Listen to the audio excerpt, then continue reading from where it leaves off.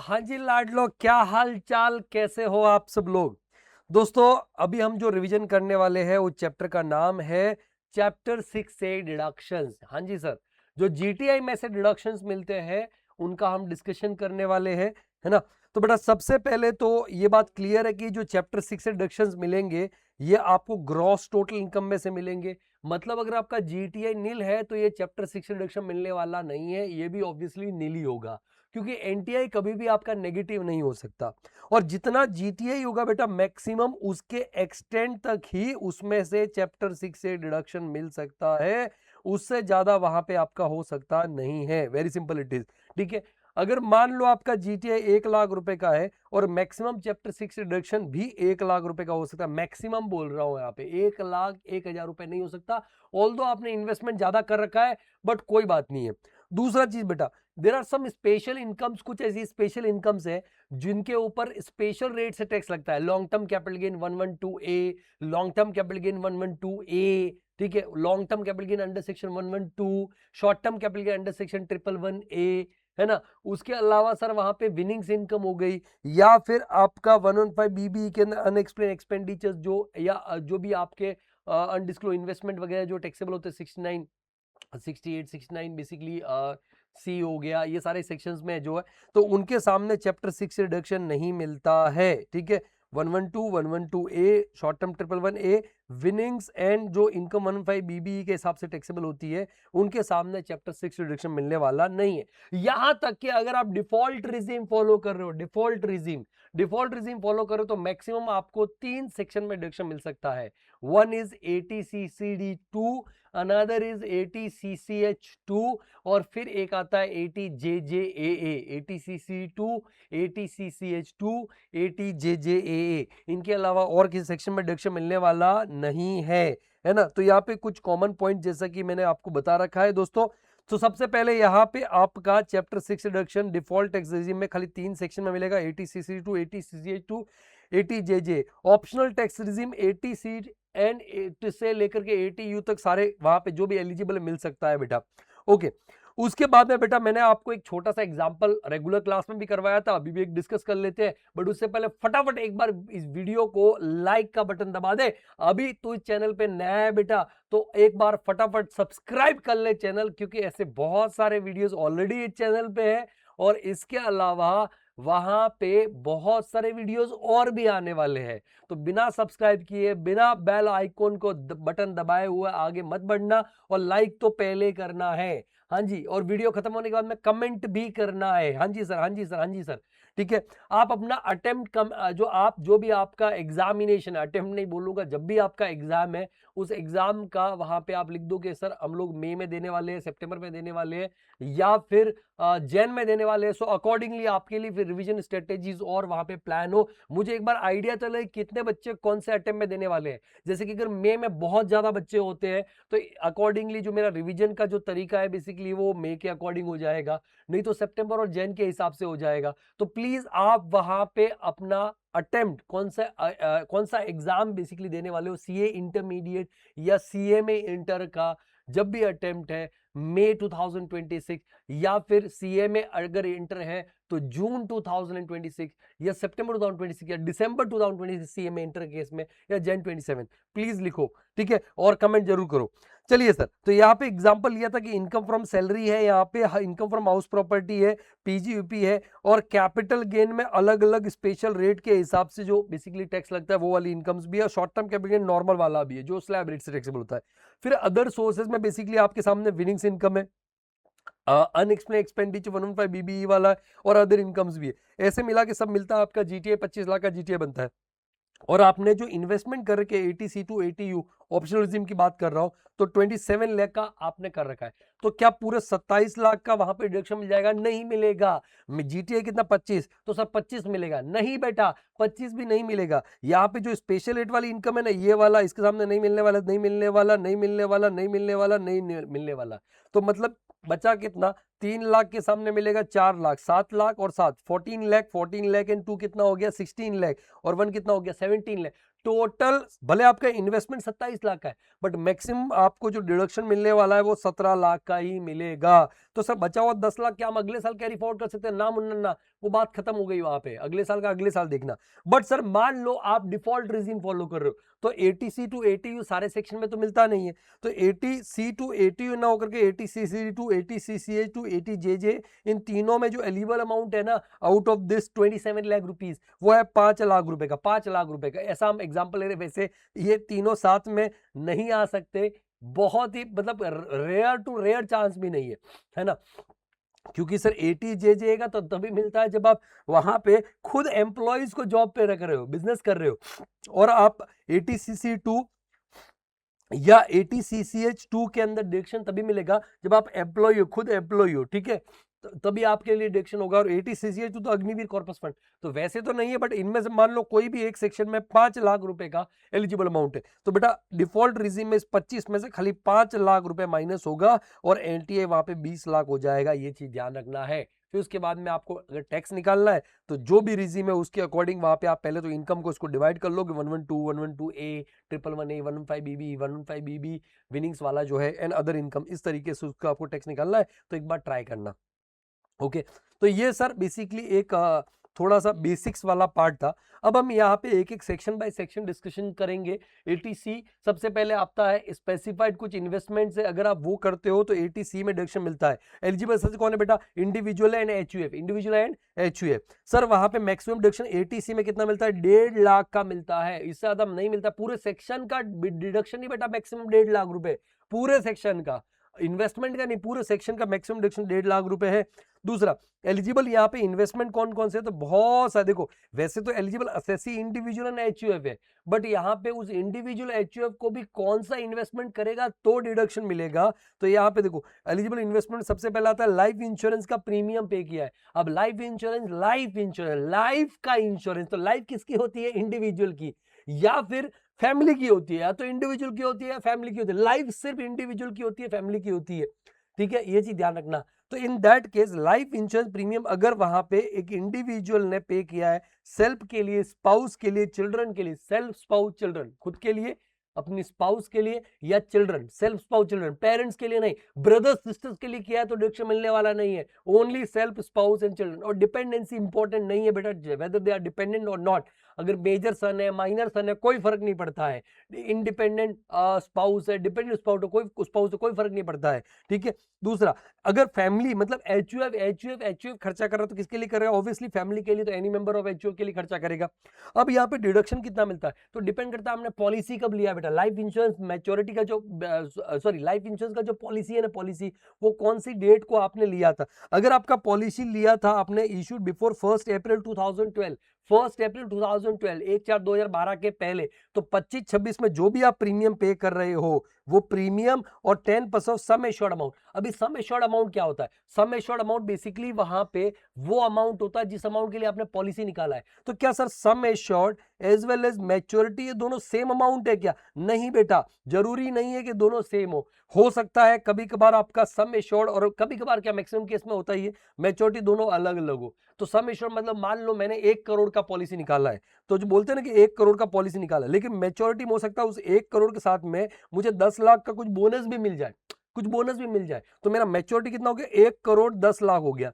या ऐसे भी हो सकता है फॉर एग्जांपल कि मेरा पॉलिसी 30 साल तक था बट मैंने पहले ही डिसकंटिन्यू कर लिया, होता है ऐसा कई बार, ठीक है। तो इन दैट केस वहां पे जो सम एश्योर्ड तो दोस्त 1 करोड़ का था, है ना, लेकिन सर अब मेरे को 20 साल में डिसकंटिन्यू कर रहा हूं तो क्या मैच्योरिटी सेम मिलेगा? नहीं, मैच्योरिटी सेम थोड़ी मिलेगा, वो तो 20 साल के अकॉर्डिंग मिला, जबकि मेरा पॉलिसी 30 साल का था, तो हो सकता है मैच्योरिटी आपको 60 लाख का मिल जाए, ऐसा कुछ हो। तो इन दैट केस अपने को यहाँ पे ये समझना जरूरी था कि सर सम एश्योर्ड और मैच्योरिटी दो अलग अलग अमाउंट है, तो यहाँ पे जब डिडक्शन निकालेंगे तो उसके लिए मैच्योरिटी अमाउंट को कंसिडर नहीं करना है, सम एश्योर्ड अमाउंट को कंसिडर करना है। सम एश्योर्ड, है ना, तो 20% ऑफ सम एश्योर्ड और premium paid during the previous year whichever is lower.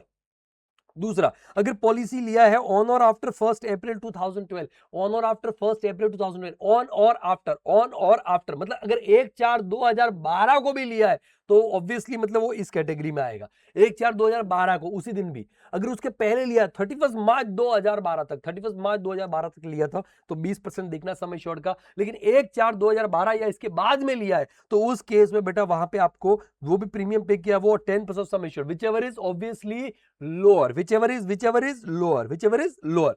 और अगर पॉलिसी लिया है बेसिकली ऑन और आफ्टर 1 अप्रैल 2013, ऑन और आफ्टर 1 2013, ठीक है, for a person with disability which is covered under section 80U, you handicap आएगा, है ना, और a person suffering from specified disease under section 80 DDB, deadly disease वाली बीमारी, ठीक है। तो यहाँ पे बेटा यहाँ पे premium paid during the previous year 15% sum assured amount, whichever is lower.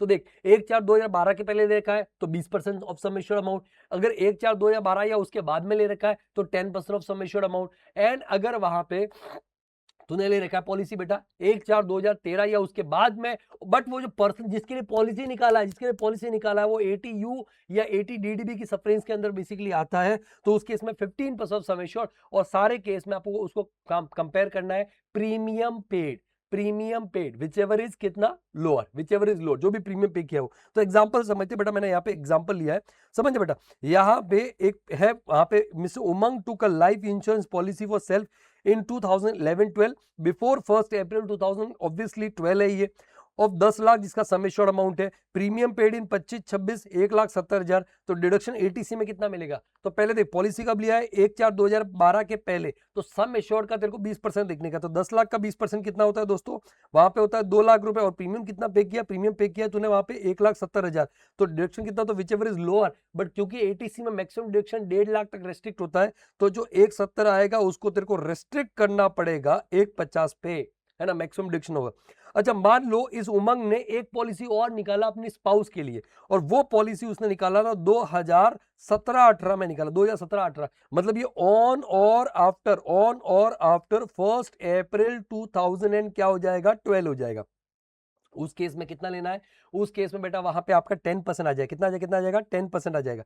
तो इन दैट केस बेटा यहाँ पे देखो ये पॉलिसी तो लिया है, एक पॉलिसी और ले रखा है, तो अभी उस केस में क्या करेंगे, प्रीमियम पेड वहां मान लो सेम अमाउंट है, तो बट 10% यहाँ पे 20 की जगह 10% आ जाएगा, तो कितना होता है 1 लाख, तो 1,70 और 1 lakh which ever is lower कितना हो जाएगा 1 लाख हो जाएगा।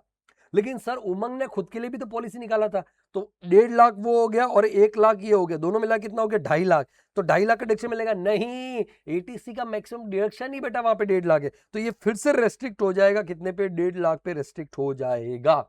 ओके मान लो उस उमंग ने एक पॉलिसी और निकाला, इसका एक सन था जो कि बेसिकली हैंडीकैप था, है ना, जो कि हैंडीकैप था, सन हैंडीकैप था, और उसके लिए पॉलिसी निकाला है 2020-21 में, 2020-21 में पॉलिसी निकाला, ठीक है, सेम अमाउंट वगैरह सब कुछ सेम रखते हैं, तो इन दैट केस बेटा कितना हो जाएगा, तो 10 लाख सम एश्योर्ड, क्योंकि पॉलिसी 1/4/2013 के बाद में निकाला है, और वहां पे पर्सन जो कि 80U में कवर उसके लिए निकाला है, तो 15% सम एश्योर्ड, तो यहाँ पे 15% ऑफ 10 लाख कितना हो गया 1.5 लाख हो गया, और 1,70 विच एवर इज लोअर कितना हो गया बेटा 1.5 लाख रुपए, तो ये तो इसमें रेस्ट्रिक्ट करने की जरूरत नहीं, लेकिन क्योंकि पहले ऑलरेडी वहां पे आपका खुद के लिए 1.5 लाख था 1,70 को रेस्ट्रिक्ट करके, फिर स्पाउस के लिए 1 लाख था, तीनों मिला कितना हो गया ये 4 लाख हो गया, बट अगेन इसको रेस्ट्रिक्ट करना पड़ेगा 1.5 लाख के ऊपर, ये चीज ध्यान रखने का है, ठीक है।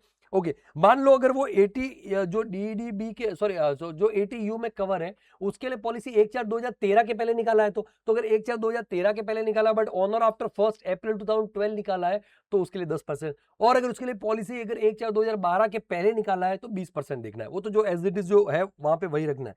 इसके बाद में सब कुछ और इन्वेस्टमेंट भी आते हैं, जैसे कि अगर पीपीएफ पे पैसा डिपॉजिट करवाया खुद के नाम से, स्पाउस के नाम से, चिल्ड्रन के नाम से, तो एटीसी में डिडक्शन मिलता है।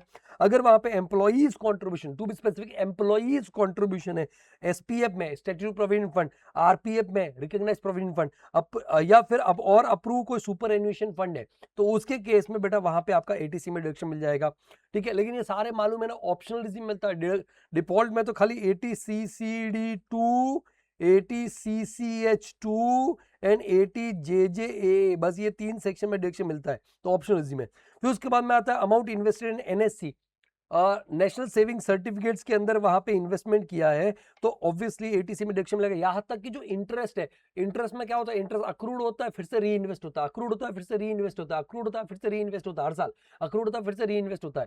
लास्ट ईयर का इंटरेस्ट वहां पे खाली अक्रूड होगा बट फिर से री इन्वेस्ट नहीं होगा, विड्रॉ कर लोगे, तो लास्ट ईयर के इंटरेस्ट को छोड़ करके अगर पहले के जितने भी साल है, मान लो 5 साल का एनएससी लिया है, तो 4 साल पहले हो गए, first, second, third and fourth, जो एनएससी में जो कंट्रीब्यूट हर साल कर रहे हो उसका तो मिलेगा डिडक्शन एटीसी में, साथ में जो इंटरेस्ट अक्रूड हो रहा है पहले तो अदर सोर्स में टैक्सेबल होगा, बाद में आपको डिडक्शन मिल जाएगा एटीटीटीए के जैसे, पहले वो टैक्सेबल होता है फिर एटीटीटीए में डिडक्शन मिलता है, यहाँ पे डिडक्शन एटीसी में मिलेगा। कैसे sir? An amount invested in NSC as well as interest accrued on NSC, interest accrued on NSC firstly will be taxable in income from other sources, thereafter deduction will be allowed under section 80C, no deduction for interest of last year। यहाँ पे मैंने एक छोटा सा example ले रखा है, example समझ में आएगा बेटा, मेरी बनती कोशिश जितने एग्जांपल्स आपको करवा सकूं, क्वेश्चंस के साथ में करवा सकूं वो करवाऊंगा। उसके बाद में मैं अलग से भी क्वेश्चंस के वहां पे आपका प्रैक्टिस करवाऊंगा, यूट्यूब पे ही करवाऊंगा, कोशिश करूंगा लाइव करवाओ अगर शेड्यूल मेरे को अलाउ करता है। इसीलिए बोलता हूं बेटा वीडियो को लाइक करो, कमेंट करो, है ना, और शेयर भी करो, क्योंकि जितना ज्यादा मुझे मोटिवेशन मिलेगा आपकी तरफ से, यहाँ पे मैं आपसे कोई फीस चार्ज नहीं कर रहा हूँ बेटा, यूट्यूब पे जितने भी टीचर्स पढ़ाते हैं वो कोई फीस चार्ज नहीं कर रहे होते हैं, ठीक है। ओनली थिंग बेसिकली उनको मोटिवेशन चाहिए होता है, और वो लाइक्स, कमेंट और शेयर के फॉर्म में हो सकता है। और मैंने बेटा वहां पे एक एनालिटिक्स मैंने देखा है यूट्यूब स्टूडियो के अंदर, उसके अंदर ऐसा दिखा रहा है कि जो 50% से ज्यादा जो मेरे व्यूअर्स है ना वो नए व्यूअर्स है। Thank you so much. But the point is basically उसमें से बहुत सारे लोगों ने चैनल ही सब्सक्राइब नहीं कर रखा है। तो बेटा बहुत बार क्या हो जाता है, कोई इंपॉर्टेंट वीडियो आएगा, कुछ इंफॉर्मेशन आएगा और आप मिस कर जाओगे। सो बेटर है बेटा वहां पे आप क्या करो, सीधी सी बात है, वहां पे आप एक बार चैनल को सब्सक्राइब कर दो, काम आने वाला है आपके लिए, यहां तक नहीं सीए फाइनल तक भी काम आने वाला है। चलिए थैंक यू सो मच। और ऑब्वियसली शेयर भी करना अपने दोस्तों को, जो आपके फ्रेंड सर्कल के ग्रुप्स वगैरह है ना, उन सब में शेयर भी करना। चलिए सर, क्लास के आपका कोई जो भी ग्रुप है उसमें भी शेयर करना। तो यहाँ पे इनकम फ्रॉम सैलरी था 5 लाख का, और सर एनएससी में इन्वेस्टमेंट कर रखा था, कितने कर रखा था, 1,60,000 का इन्वेस्टमेंट कर रखा था। और ऑब्वियसली जब इन्वेस्टमेंट कर रखा था उसके ऊपर ब्याज भी आएगा, तो ब्याज कितना था, इंटरेस्ट ऑन एनएससी प्रीवियस से 25-26 में 10,000, तो ऑब्वियसली वो इनकम फ्रॉम अदर सोर्स में टैक्सेबल हो गया, तो जीटीआई हो गया 5,10,000। अब क्योंकि ऑप्शनल फॉलो कर रहा है तो एटीसी में डिडक्शन मिलेगा। तो एटीसी में सबसे पहले तो जो कंट्रीब्यूशन किया एनएससी में 160 वो आ गया वहां पे, ऐसा एग्जांपल लिया है मैंने। और जो इंटरेस्ट ऑन एनएससी था ना 10,000 बेटा, उसका भी डिडक्शन मिलेगा, क्योंकि लास्ट ईयर तो है नहीं, अगर लास्ट ईयर होता तो उसके बारे में बात करता हूं। बट यहाँ पे ये भी आ जाएगा इंटरेस्ट ऑन एनएससी 10,000 रुपए, तो टोटल 170 होता है। बट क्योंकि एटीसी में मैक्सिमम डिडक्शन ही 150 है, तो यहाँ पे इसलिए 150 आ गया, रेस्ट्रिक्ट हो गया, और 3,60,000 आ गया, बराबर है। अब बेटा यहाँ पे मान लो लास्ट ईयर, अभी आप बोलोगे सर कोई फायदा तो हुआ नहीं इंटरेस्ट का अननेस डिडक्शन देने का, सर ये तो एक तरह से ट्रैप हो गया। कोई ट्रैप नहीं बेटा, मान ले तेरा यहाँ पे ये 1 लाख का इन्वेस्टमेंट होता, तब तो तेरे को 1,10,000 का मिलता है ना यहाँ पे डिडक्शन, सीधी सी बात है। बट अगर लास्ट ईयर है एनएससी का लास्ट ईयर है, वो आपका मेच्योर होने वाला है, तो इन दैट केस बेटा यहाँ पे ये टैक्सेबल तो होगा इंटरेस्ट, क्योंकि इंटरेस्ट तो अक्रूड हो रहा है, सीधी सी बात है। बट सर यहाँ पे डिडक्शन नहीं मिला, क्योंकि उस साल आपका री इन्वेस्ट नहीं होने वाला है, ये वाला जो है ना बेसिकली ये आपका, आप उस साल विड्रॉ करने वाले हो, री इन्वेस्ट नहीं होने वाला है, तो इसलिए इसका डिडक्शन नहीं मिलेगा। बट यस, ये कंट्रीब्यूशन का डिडक्शन आपको जरूर मिल जाएगा। ओके, सो ये आपका एनएससी वाला था। उसके बाद में बेटा नेक्स्ट आता है, अगर आपने कोई प्रिंसिपल अमाउंट का रीपेमेंट किया हाउसिंग लोन का, बट वेरी इंपॉर्टेंट, वो हाउसिंग लोन सिर्फ और सिर्फ अपने बैंक या फाइनेंशियल इंस्टीट्यूशन से ले रखा है for the purpose of purchase of construction of residential house, यहां तक कि स्टैंप ड्यूटी का पेमेंट किया आपने घर खरीदते टाइम, या रजिस्ट्रेशन फीस पे किया घर खरीदते टाइम, तो उसका भी आपको एटीसी में क्या मिलता है, डिडक्शन मिलता है।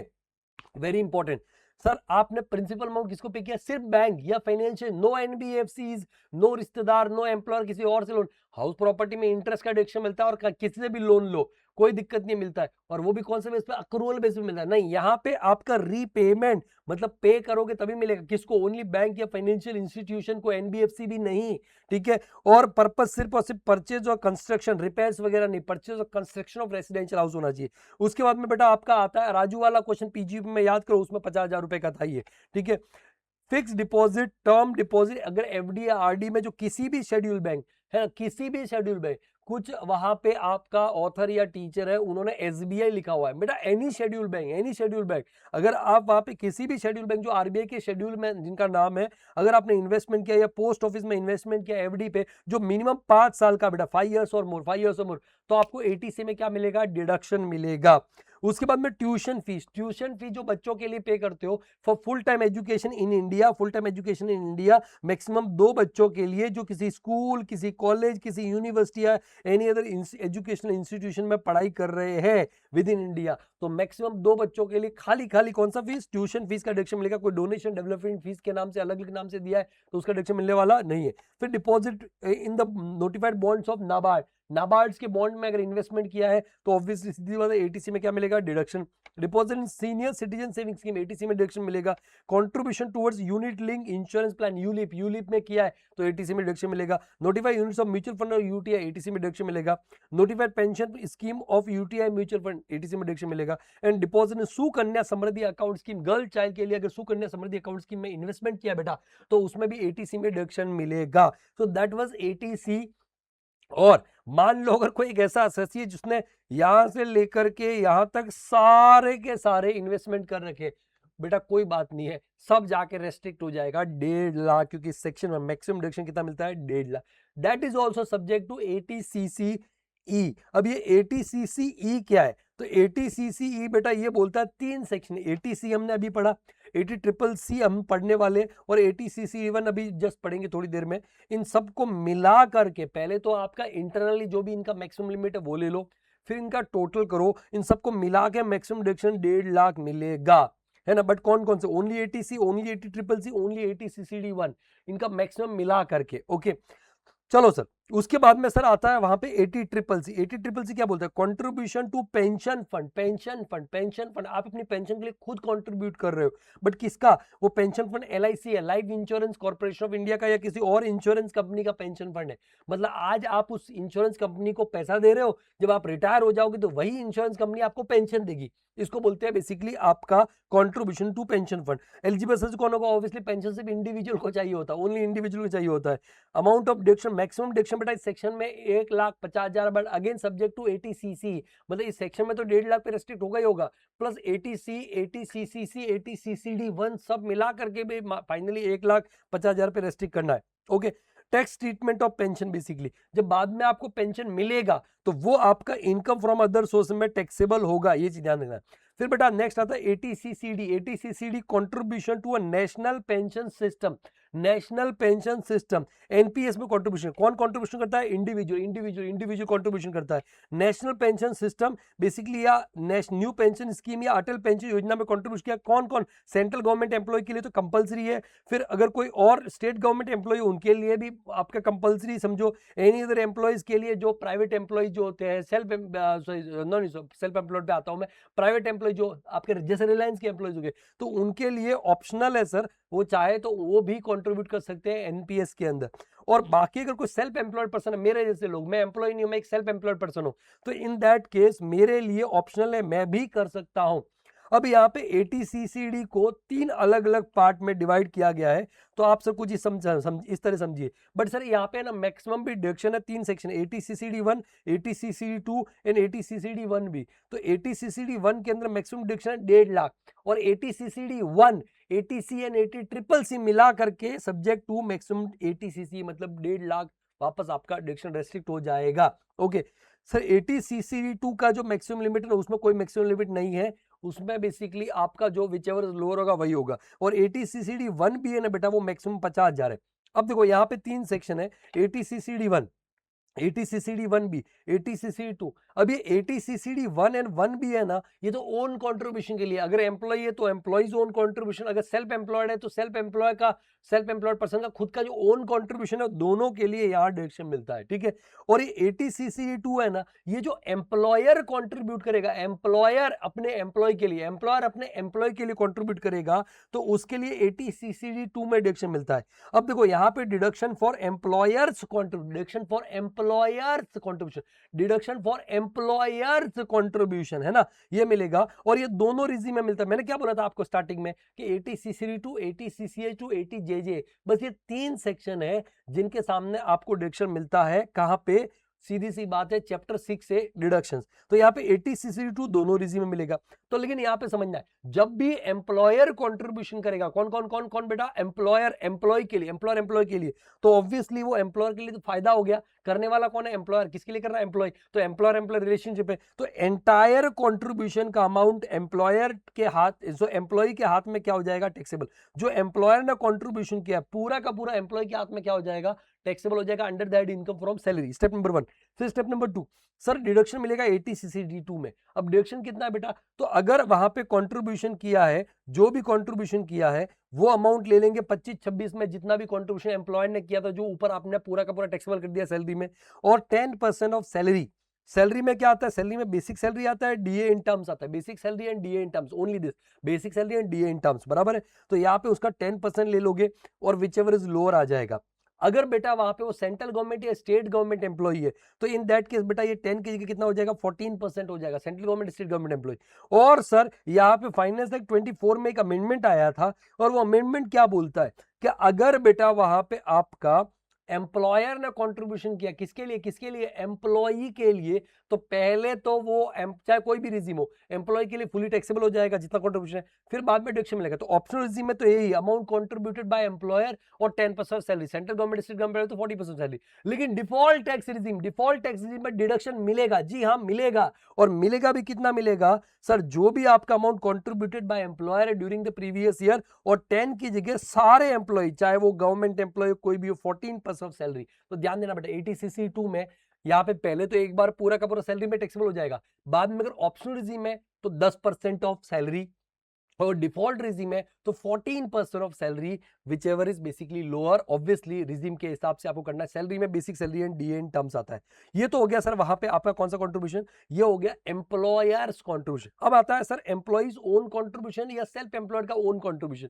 तो देखो बेटा यहाँ पे सबसे पहले उसके लिए 80CCD1 है, तो 80CCD1 में ओन कंट्रीब्यूशन डिडक्शन मिलेगा, और ये खाली ऑप्शनल में मिलता है, डिफॉल्ट में नहीं मिलता है।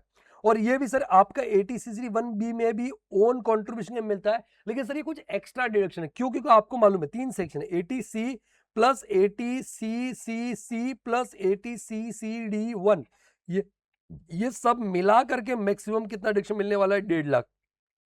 तो जब बेटा वहां पे 1.5 लाख पे रेस्ट्रिक्ट होने ही वाला है, तो भाई यहाँ पे आप क्यों ढकोसला कर रहे हो। तो सरकार क्या बोलती है कि देख यहाँ पे तेरा जो नुकसान हो रहा है ना बेसिकली, वो हम यहाँ पे कंपनसेट करते हैं 1B के अंदर। तो 1B में तेरे को हम क्या करेंगे, एक्स्ट्रा डिडक्शन दे देंगे, जो भी ओन कंट्रीब्यूशन का जो बचा हुआ अमाउंट है। या फिर आप ऐसे भी कर सकते हो, पहले आप 1B में ही डिडक्शन ले सकते हो, बताता हूं मैं, क्वेश्चन करके बताता हूं। पहले आप 1B में ले सकते हो कि सीधा यहाँ पे आप अमाउंट जो भी है ओन कंट्रीब्यूशन रख दो, और मैक्सिमम 50,000 है बस, क्योंकि इसमें 80CC का लिमिट नहीं लगता है, तो 50,000 का डिडक्शन मिल जाएगा, मैक्सिमम 50 का डिडक्शन मिल जाएगा। और सर जो भी बचा हुआ ओन कंट्रीब्यूशन है वो यहां लिख दो, एम्प्लॉई अगर है तो यहां लिख दो, या फिर पहले आप इसमें लेना चाहते हो तो पहले इसमें ले लो। मैं तो, लेकिन सर आप बताओ ना क्या करना चाहिए। देखो अगर क्वेश्चन में कोई पर्टिकुलर नहीं बोला, तरीका नहीं बोला है, अगर क्वेश्चन बोला कि नहीं पहले तुमको इसमें ही लेना है बाद में इसमें लेना है, सब बोलने वाला बोल सकता है पहले इसमें लेना इसमें लेना, तब तो आप वैसे ही करो, पहले इधर लो बचा हुआ इधर लो अगर है कुछ तो। लेकिन अगर क्वेश्चन में ऐसा कुछ नहीं बोला है, या क्वेश्चन बोला है कि मोस्ट बेनिफिशियल वे में आप निकालो, तो बेटा हमेशा बोलूंगा पहले आप 50,000 सीधा यहां ले लो, फिर बचा हुआ ओन कंट्रीब्यूशन यहां रखो, और फिर 10% of salary which ever is lower. Employ यहाँ पे कोई 14% नहीं, और डिफॉल्ट में तो मिलता भी नहीं, तो 10% सैलरी, सैलरी में भी आता है basic salary and DN term. और अगर सेल्फ एम्प्लॉयड पर्सन है बेटा, तो उसी केस में क्या हो जाएगा, ऑब्वियसली पहले तुम 50,000 का यहाँ ले लो सेल्फ एम्प्लॉयड पर्सन के केस में भी, और सर जो बचा हुआ कंट्रीब्यूशन है वो यहाँ पे, और 20% of GTA, 20% of GTA which ever is lower. तो इस तरीके से वहां पे आपको डिडक्शन मिल जाएगा। ओके तो ये चीज ध्यान रखना है बेटा। तो फिर से मैं एक बार रिपीट करता हूं, 80CCD2 employers contribution for employ, दोनों रिजीम में ऑप्शनल या डिफॉल्ट दोनों मिलता है, और दोनों रिजीम में पहले वो इनकम फ्रॉम सैलरी में फुली टैक्सेबल होता है, उसके बाद में बेटा वहां पे आपको 80CC2 में डिडक्शन मिलेगा अगर ऑप्शनल रिजीम है, तो जो कंट्रीब्यूशन किया एम्प्लॉयर ने वो, और 10% of salary which ever is lower, salary में basic salary and DN terms आता है। अगर central government state government employ है तो कितना परसेंट, 14% ऑफ सैलरी। लेकिन अगर डिफॉल्ट रिजीम है, डिफॉल्ट ऑप्शनल डिफॉल्ट रिजीम है, तो उस केस में जो भी एम्प्लॉयर का कंट्रीब्यूशन है वो, और सीधी सी बात है वहां पे आपका 14% of salary for all employees, ठीक है, विच एवर इज लोअर, वो वहां पे आपका क्या हो जाएगा, डिडक्शन हो जाएगा। ओके बट अगर हम बात करें जो ओन कंट्रीब्यूशन है, अब ओन कंट्रीब्यूशन में अगर वो एम्प्लॉय है बेटा, तो 80CCD1 में मिलेगा, 80CCD1B में मिलेगा, यहां तक कि सेल्फ एम्प्लॉयड पर्सन भी है तो 80CCD1 में मिलेगा, 80CCD1B में मिलेगा। तो अगर क्वेश्चन में स्पेसिफिकली बोला है कि नहीं पहले तो 1 में ही लेना है फिर बचा हुआ 1B में लेना है, तो वैसे करो। लेकिन अगर क्वेश्चन में ऐसा कुछ नहीं बोला हुआ है, या बोला है मोस्ट बेनिफिशियल मैनर में निकालो, तो पहले आप क्या करो, 80CCD1B में 50,000 सीधा स्ट्रेट फॉरवर्ड डिडक्शन दे दो, क्योंकि वो इसके अलावा और कोई लिमिट नहीं, उसका खुद का 50,000 अलग है, बाकी को और कहीं पे रेस्ट्रिक्ट होता नहीं है। 1B में चाहे एम्प्लॉय हो सेल्फ एम्प्लॉयड पर्सन हो। लेकिन जो बचा हुआ अमाउंट है वो 1 के अंदर, अगर वो एम्प्लॉई है तो उस केस में जो बचा हुआ कंट्रीब्यूशन है वो और 10% of salary which ever is lower, और सेल्फ एम्प्लॉयड पर्सन है तो बचा हुआ कंट्रीब्यूशन और 20% of GTI which ever is lower, ये डिडक्शन दे दोगे। अब जब पेंशन आएगा बेटा तो वहां पे पेंशन के केस में आप क्या करोगे, देखो यहाँ पे वही लिखा है कि ऐसा कुछ मैनर फिक्स नहीं है, आपको जो मोस्ट बेनिफिशियल मैनर लगे वैसे कर सकते हो। दूसरा ओके यहाँ पे दूसरा बेटा यहाँ पे ये आता है कि जब भी आपका पेमेंट आपको आएगा कहां से पेंशन एनपीएस से पैसा आएगा, तो 10-12 में जनरली एग्जेम्प्ट होता है, बट कितना, अगर आपका अकाउंट क्लोज हो रहा है और बाद में आप ले रहे हो तो उसके इसमें 60% एग्जेम्प्ट होता है, 40% टैक्सेबल होता है। वो एग्जेम्पशन वाले में मैंने बताया था उधर गलत लिखा हो तो 40%, मैंने बोला 60% एग्जेम्प्ट होता है, 40% टैक्सेबल होता है, बराबर 10-12 में। अगर वहां पे एम्प्लॉई और नॉन एम्प्लॉय दोनों केस में बेसिकली एनपीएस में अगर लीगल ईयर को पैसा मिल रहा है डेथ के बाद में तो फुल्ली एग्जेम्प्ट होता है। अगर आप पार्शियल विड्रॉ कर रहे हो, partial withdraw self employed person तो फुल्ली टैक्सेबल हो जाएगा। अगर वो एम्प्लॉय था और पार्शियल विड्रॉ कर रहे हो तो जितना एम्प्लॉय का कंट्रीब्यूशन था उसका पैसे का 25% तक एग्जेम्प्ट होगा, खाली एम्प्लॉय कंट्रीब्यूशन का। एम्प्लॉयर कंट्रीब्यूशन का जो पैसा मिल रहा है वो फुल्ली टैक्सेबल होगा, बट एम्प्लॉय कंट्रीब्यूशन का तो देखो एग्जांपल समझो कि मान लो टोटल वहां पे एनपीएस में जो पैसा पड़ा था ना वो 1 करोड़ पड़ा था बेटा, 1 करोड़। अब उसमें से आप विड्रॉ कितना कर रहे हो, पूरा विड्रॉ नहीं कर रहे हो आप, वहां पे पार्शियल विड्रॉ कर रहे हो, 60 लाख का ही विड्रॉ कर रहे हो, 60 लाख का विड्रॉ कर रहे हो, बराबर है। और आप अगर सेल्फ एम्प्लॉयड पर्सन हो तो उस केस में तो पूरा 60 लाख टैक्सेबल हो जाएगा, पूरा 60 लाख टैक्सेबल हो जाएगा। बट मान लो आप एम्प्लॉय हो तो उसमें से सर 2 हिस्से होंगे, एक एम्प्लॉई कंट्रीब्यूशन, ऑब्वियसली हम आधा आधा लेकर के चलते हैं, एम्प्लॉई कंट्रीब्यूशन था 30 लाख रुपए का, और सर दूसरा था एम्प्लॉयर कंट्रीब्यूशन उसके लिए, बराबर है। तो एम्प्लॉयर कंट्रीब्यूशन था वो भी 30 लाख रुपए सपोज, तो इन दैट केस ये तो फुल्ली टैक्सेबल हो जाएगा, ये तो फुल्ली टैक्सेबल हो जाएगा, बराबर है। बट इसमें से 25% जो एम्प्लॉय कंट्रीब्यूशन 25% कितना होता है, 50% 15, 7.5 लाख रुपए, 7.5 लाख रुपए तो एग्जेम्प्ट हो जाएगा, एग्जेम्प्ट हो जाएगा। और 22,50,000 रुपए, ठीक है, ये आपका टैक्सेबल हो जाएगा, फुल्ली टैक्सेबल, फुल्ली टैक्सेबल। तो कितना टैक्सेबल हो जाएगा, 30 + 22 50, 50 to 50 फुल्ली टैक्सेबल, और आपका 750 एग्जेम्प्ट। लेकिन कब, जब अगर वो एम्प्लॉय है तो ऐसा करना है। अगर सेल्फ एम्प्लॉयड पर्सन है तो पूरा 60 लाख जो विड्रॉ किया, पार्शियल विड्रॉ फुल्ली टैक्सेबल हो जाए। और मान लो वो पूरा 1 करोड़ ही विड्रॉ कर लेता है, 1 करोड़ ही विड्रॉ कर, क्लोजर करके, अकाउंट क्लोजर करके ऐसा कर देता, या उसकी डेथ हो जाती, अच्छा डेथ से पहले की बात है, अगर क्लोजर के विड्रॉ करता तो इसमें 60% एग्जेम्प्ट हो जाता वहां पे, ठीक है, 60 लाख, और 40 लाख टैक्सेबल होता है। फिर वो चाहे एम्प्लॉय हो, सेल्फ एम्प्लॉयड हो, कोई फर्क नहीं पड़ने वाला है। और मान लो डेथ हो गया होता तब तो पूरा का पूरा एग्जाम था, फैमिली को जो पैसा मिलता, बराबर है। उसके बाद में आपका ये 10-12 भी, इसलिए सेक्शन अलग है, ध्यान रखना, ओके। बाकी फुली टैक्सेबल होता है अदर केस में। मंथली पेंशन ले रहे हो तो फुली टैक्सेबल होता है, आप ऐसे लमसम विड्रॉ ना करके, कोई छुट्टे में पैसा आया है तो छुट्टे में ही जाएगा, तो लमसम पैसे में एग्जाम्पशन मिलता है, छुट्टे में हमेशा फुली टैक्सेबल होता है। अगर वहां पे एनपीएस से पैसा बेसिकली आप मिल रहा है बट आप उससे कुछ एन्युटी प्लान वगैरह खरीद रहे हो तो फुली एग्जाम्प्ट हो, क्योंकि आप एक जगह से निकाल के दूसरी जगह इन्वेस्ट कर रहे हो। और तीसरा सर वहां पे अगर आपको एन्युटी प्लान से बाद में जो पेंशन मिलेगा वो फुली टैक्सेबल हो जाएगा। तो ये 80CC2 था। एक छोटा सा क्वेश्चन है बेटा, क्वेश्चन देख लेते हैं, आप भी क्या याद करोगे कि सर ने क्या रिवीजन करवाया है। अगर अच्छा लग रहा है तो फटाफट एक बड़ा लाइक का बटन दबा, है ना। सर ये नोट्स आपको मालूम है, मैं पहले भी बोल चुका हूँ, दूसरे वीडियोस में कहाँ मिलेंगे, टेलीग्राम चैनल में जाओ, टेलीग्राम चैनल में इस वीडियो के नीचे लिंक में, डिस्क्रिप्शन बॉक्स में लिंक है, जाके वहां से डाउनलोड कर लो। सर ये वाकई जो बुक्स है बेसिकली आपको ऑब्वियसली ऑर्डर करना पड़ेगा, तो उसका भी यहाँ पे नीचे लिंक है। अभी तो उसका ऑफर भी चल रहा है, काफी अभी बढ़िया, और भी एक्स्ट्रा डिस्काउंट मिल रहा है, तो आप कर सकते हो। चलिए ठीक है, इसका सर पीडीएफ आप ना मांगे, क्योंकि इसका पीडीएफ एक्चुअली ये मेरे कंट्रोल में नहीं है, पब्लिशर का बेसिकली ये अभी राइट है इसके अंदर, तो ऑब्वियसली बेसिकली वहां पे आपका इन्वेस्टमेंट लगा हुआ होता है लोगों का, तो आप पीडीएफ ना मांगे। कितना देखो सुंदर सुंदर डिजाइन कर रखा है, कितना खूबसूरत बनवा रखा है, पैसा लगता है सर हर चीज का वहां पे। तो थोड़ा सा आप रिस्पेक्ट करो प्रोफेशनल जो बेसिकली सर्विसेज है उनका, है ना। बाकी तो सर ठीक है। चलिए सर, तो यहाँ पे डिडक्शन वाला जो चैप्टर है अपना, ये रहा डिडक्शन वाला चैप्टर, जिसमें क्वेश्चन है बड़ा ही मेरा फेवरेट पसंदीदा क्वेश्चन है, क्वेश्चन नंबर 2, ठीक है, आईसीआई का मॉड्यूल का ही क्वेश्चन है, बहुत अच्छा क्वेश्चन है। The basic salary of mister A is rupees कितना है, 1 lakh per month. He is entitled to dearness allowance which is 40% of basic salary. कितना परसेंट, 40% ऑफ बेसिक सैलरी, ठीक है। अब 50% dearness allowance form part for pay of retirement, मतलब जो DA है उसका बेसिकली 50% इन टर्म्स है।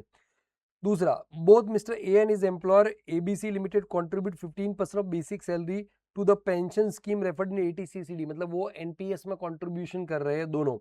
Explain the tax treatment respect of such contribution the hands of mister A if he is as excise the option of shifting out of the default tax regime, मतलब optional regime follow कर रहा है और उसमें ये भी बोला कि डिफॉल्ट टैक्स रिजीम में करेगा तो क्या करेगा। तो बेटा मैं हमेशा इस क्वेश्चन में क्या करवाता हूं, जो मेरे स्टूडेंट उनको तो मालूम है कि मैं इस क्वेश्चन में बोलता हूं कि आपको एनटीआई निकालना है, नहीं नहीं आपको ये टैक्स ट्रीटमेंट वगैरह सब हो जाएगा, एनटीआई टोटल इनकम निकालना है दोनों रिजीम में। तो बेटा आ जाओ सीधा यहाँ पे, ये देखो मैंने यहाँ पे सॉल्व कर रखा है, अगर मैं आपको दिखाऊं तो यहाँ पे आप एनटीआई निकालोगे ऑप्शनल टैक्स में। तो सबसे पहले basic salary 1 lakh into 12, question आपके सामने है, ठीक है 12 लाख हो गया, उसका 40% डीए है, 50% इन टर्म्स है, बट यहाँ पे तो पूरा ही लेना है 40%, जो है ना बेसिकली जितना डीए पूरा लोगे तो यहाँ पे 4,80,000 का। अब एक गलती सबसे होगी, वो गलती क्या होगी कि सर जो एम्प्लॉयर कॉन्ट्रीब्यूशन है वो फुल्ली टैक्सेबल होता है, वो आप यहाँ पे टैक्सेबल करना भूल जाओगे, जबकि आपको करना था एम्प्लॉयर कॉन्ट्रीब्यूशन एनपीएस 15% और 12 लाख, ऑब्वियसली बेसिक सैलरी का 15% कर रहे तो 1,80,000 हो गया, ग्रॉस सैलरी 18,60,000 आ गया। एक दूसरी गलती होगी, स्टूडेंट स्टैंडर्ड डिडक्शन देना भूल जाते हैं, हम तो डिडक्शन का क्वेश्चन कर रहे हैं तो सैलरी की चीजें भूल जाते हैं। तो स्टैंडर्ड डिडक्शन यहाँ पे ऑप्शनल तो 50,000 माइनस करोगे, ये आ गया आपका इनकम फ्रॉम सैलरी और यही आपका जीटीआई आ गया। अब चैप्टर 6 डिडक्शन की बात करते हैं, तो 3 सेक्शन है, एटीसीसीडी 1 ओन कंट्रीब्यूशन के लिए, एटीसीसीडी 1B ओन कंट्रीब्यूशन के लिए, एटीसीसीडी 2 एम्प्लॉयर कंट्रीब्यूशन के, क्योंकि पूरा एम्प्लॉयर कंट्रीब्यूशन एक बार टैक्सेबल कर दिया है। तो बेटा यहाँ पे देखो सबसे पहले तो हम एम्प्लॉयर कंट्रीब्यूशन की बात करते हैं एटीसीसीडी 2 के अंदर, तो 1,80,000 एम्प्लॉयर कंट्रीब्यूशन है, वही 15 लाख का सॉरी 12 लाख का 15%, और एटीसीसी 2 में डिडक्शन कितना मिलता है, तो ऑब्वियसली ऑप्शनल में तो 10% आएगा, गवर्नमेंट एम्प्लॉय तो नहीं है, तो एक तो एम्प्लॉयज कंट्रीब्यूशन 180 पूरा, और बेसिक सैलरी कितना था 12 लाख था दोस्तों, 12 लाख था बेसिक सैलरी, और डीए कितना था, डीए उसका 40% था, तो 12 लाख का 40% 480 होता, बट इन टर्म्स कितना था, तो इन टर्म्स था 480 का 50%, यहां 50% लेना है 240, तो 1440 का आपका क्या हो गया सैलरी हो गया for the purpose of deduction. अब यहाँ पे ये सैलरी को कंसिडर करके आपको क्या करना है सर, वहां पे एटीसीसी 2 में डिडक्शन निकालो तो 10% 14.40 lakh 144, which ever is lower कितना हो गया बेटा 144, तो ये देखो एटीसीसी 2 में आपका डिडक्शन आ गया 144।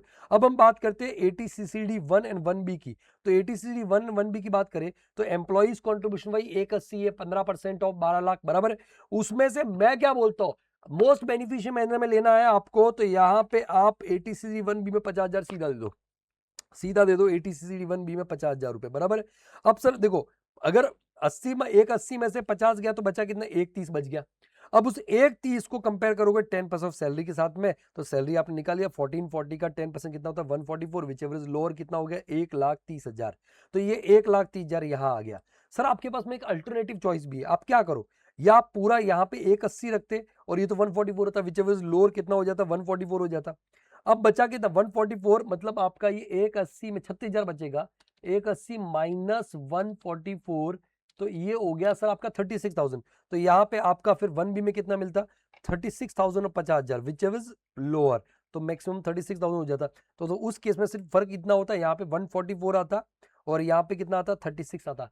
सर लेकिन दोनों करोगे तो भी टोटल तो 180 हो रहा, हाँ यहाँ पे कोई इंपैक्ट नहीं आ रहा है, लेकिन सोच अगर मान लो यहाँ पे 80C भी होता, इस क्वेश्चन में अगर 80C भी होता तो 80C मान लो 1 लाख का होता तो तू यहाँ पे 144 करता है ना, 180 144 विच एवर इज लोअर 144 करता 144, और मान लो 80C में 1 लाख है तो 244 हो गया, बट मैक्सिमम डिडक्शन तो आपका 80CC के हिसाब से रेस्ट्रिक्ट होकर 1.5 लाख हो जाएगा। तो बेटा अब तू यहाँ पे देखो ये 1.5 लाख हो गया और इधर तू 36,000 ही ले पाएगा, तो कोई फायदा तो नहीं हुआ ना। तो बेटर तू क्या करेगा, इधर पूरा 50 ले लेगा तो इधर 130 140 कितना हो गया 130, और 130 और 1 लाख 80C का कितना हो गया 230, बट मैक्सिमम कितना 1.5 लाख, तो 1.5 लाख और 50 ज्यादा मिल गया ना तेरे को डिडक्शन वहां पे, तो इस तरीके से वहां पे तेरे को करना पड़ेगा। अब वहीं पे अगर डिफॉल्ट रिजीम होता तो क्या डिफरेंस आता, इसमें इसमें और इसमें तो कोई चेंज नहीं है, बट यहाँ पे स्टैंडर्ड डिडक्शन 75,000 हो जाएगा, इसके अकॉर्डिंग आपका जीटी आ जाएगा।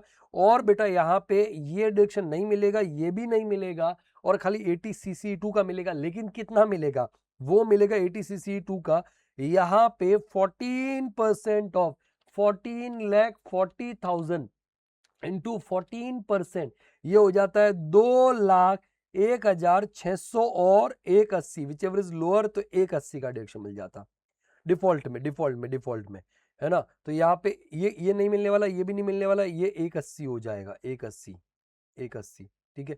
तुम बोलोगे सर ज्यादा डिडक्शन में, अबे गिवार 1 एंड 1B में नहीं मिल रहा है, समझा क्या, सर लेकिन उधर 75 भी हो तो कितना डिफरेंस, दोनों करके देख ले तो पता चल जाएगा एनटीए कहाँ ज्यादा आ रहा है। Okay, so this way you have to do it. That was section 80C/CD1, 80C/CD2, 80C/CD1B। Okay, और 80cc तो हमने पहले डिस्कस कर ही लिया है। 1B एंड 2 के ऊपर 80cc का लिमिट नहीं आपका अप्लाई होता है। फिर बेटा आता है 80cch। 80cc बात करता है deduction respect of contribution to Agnipath scheme.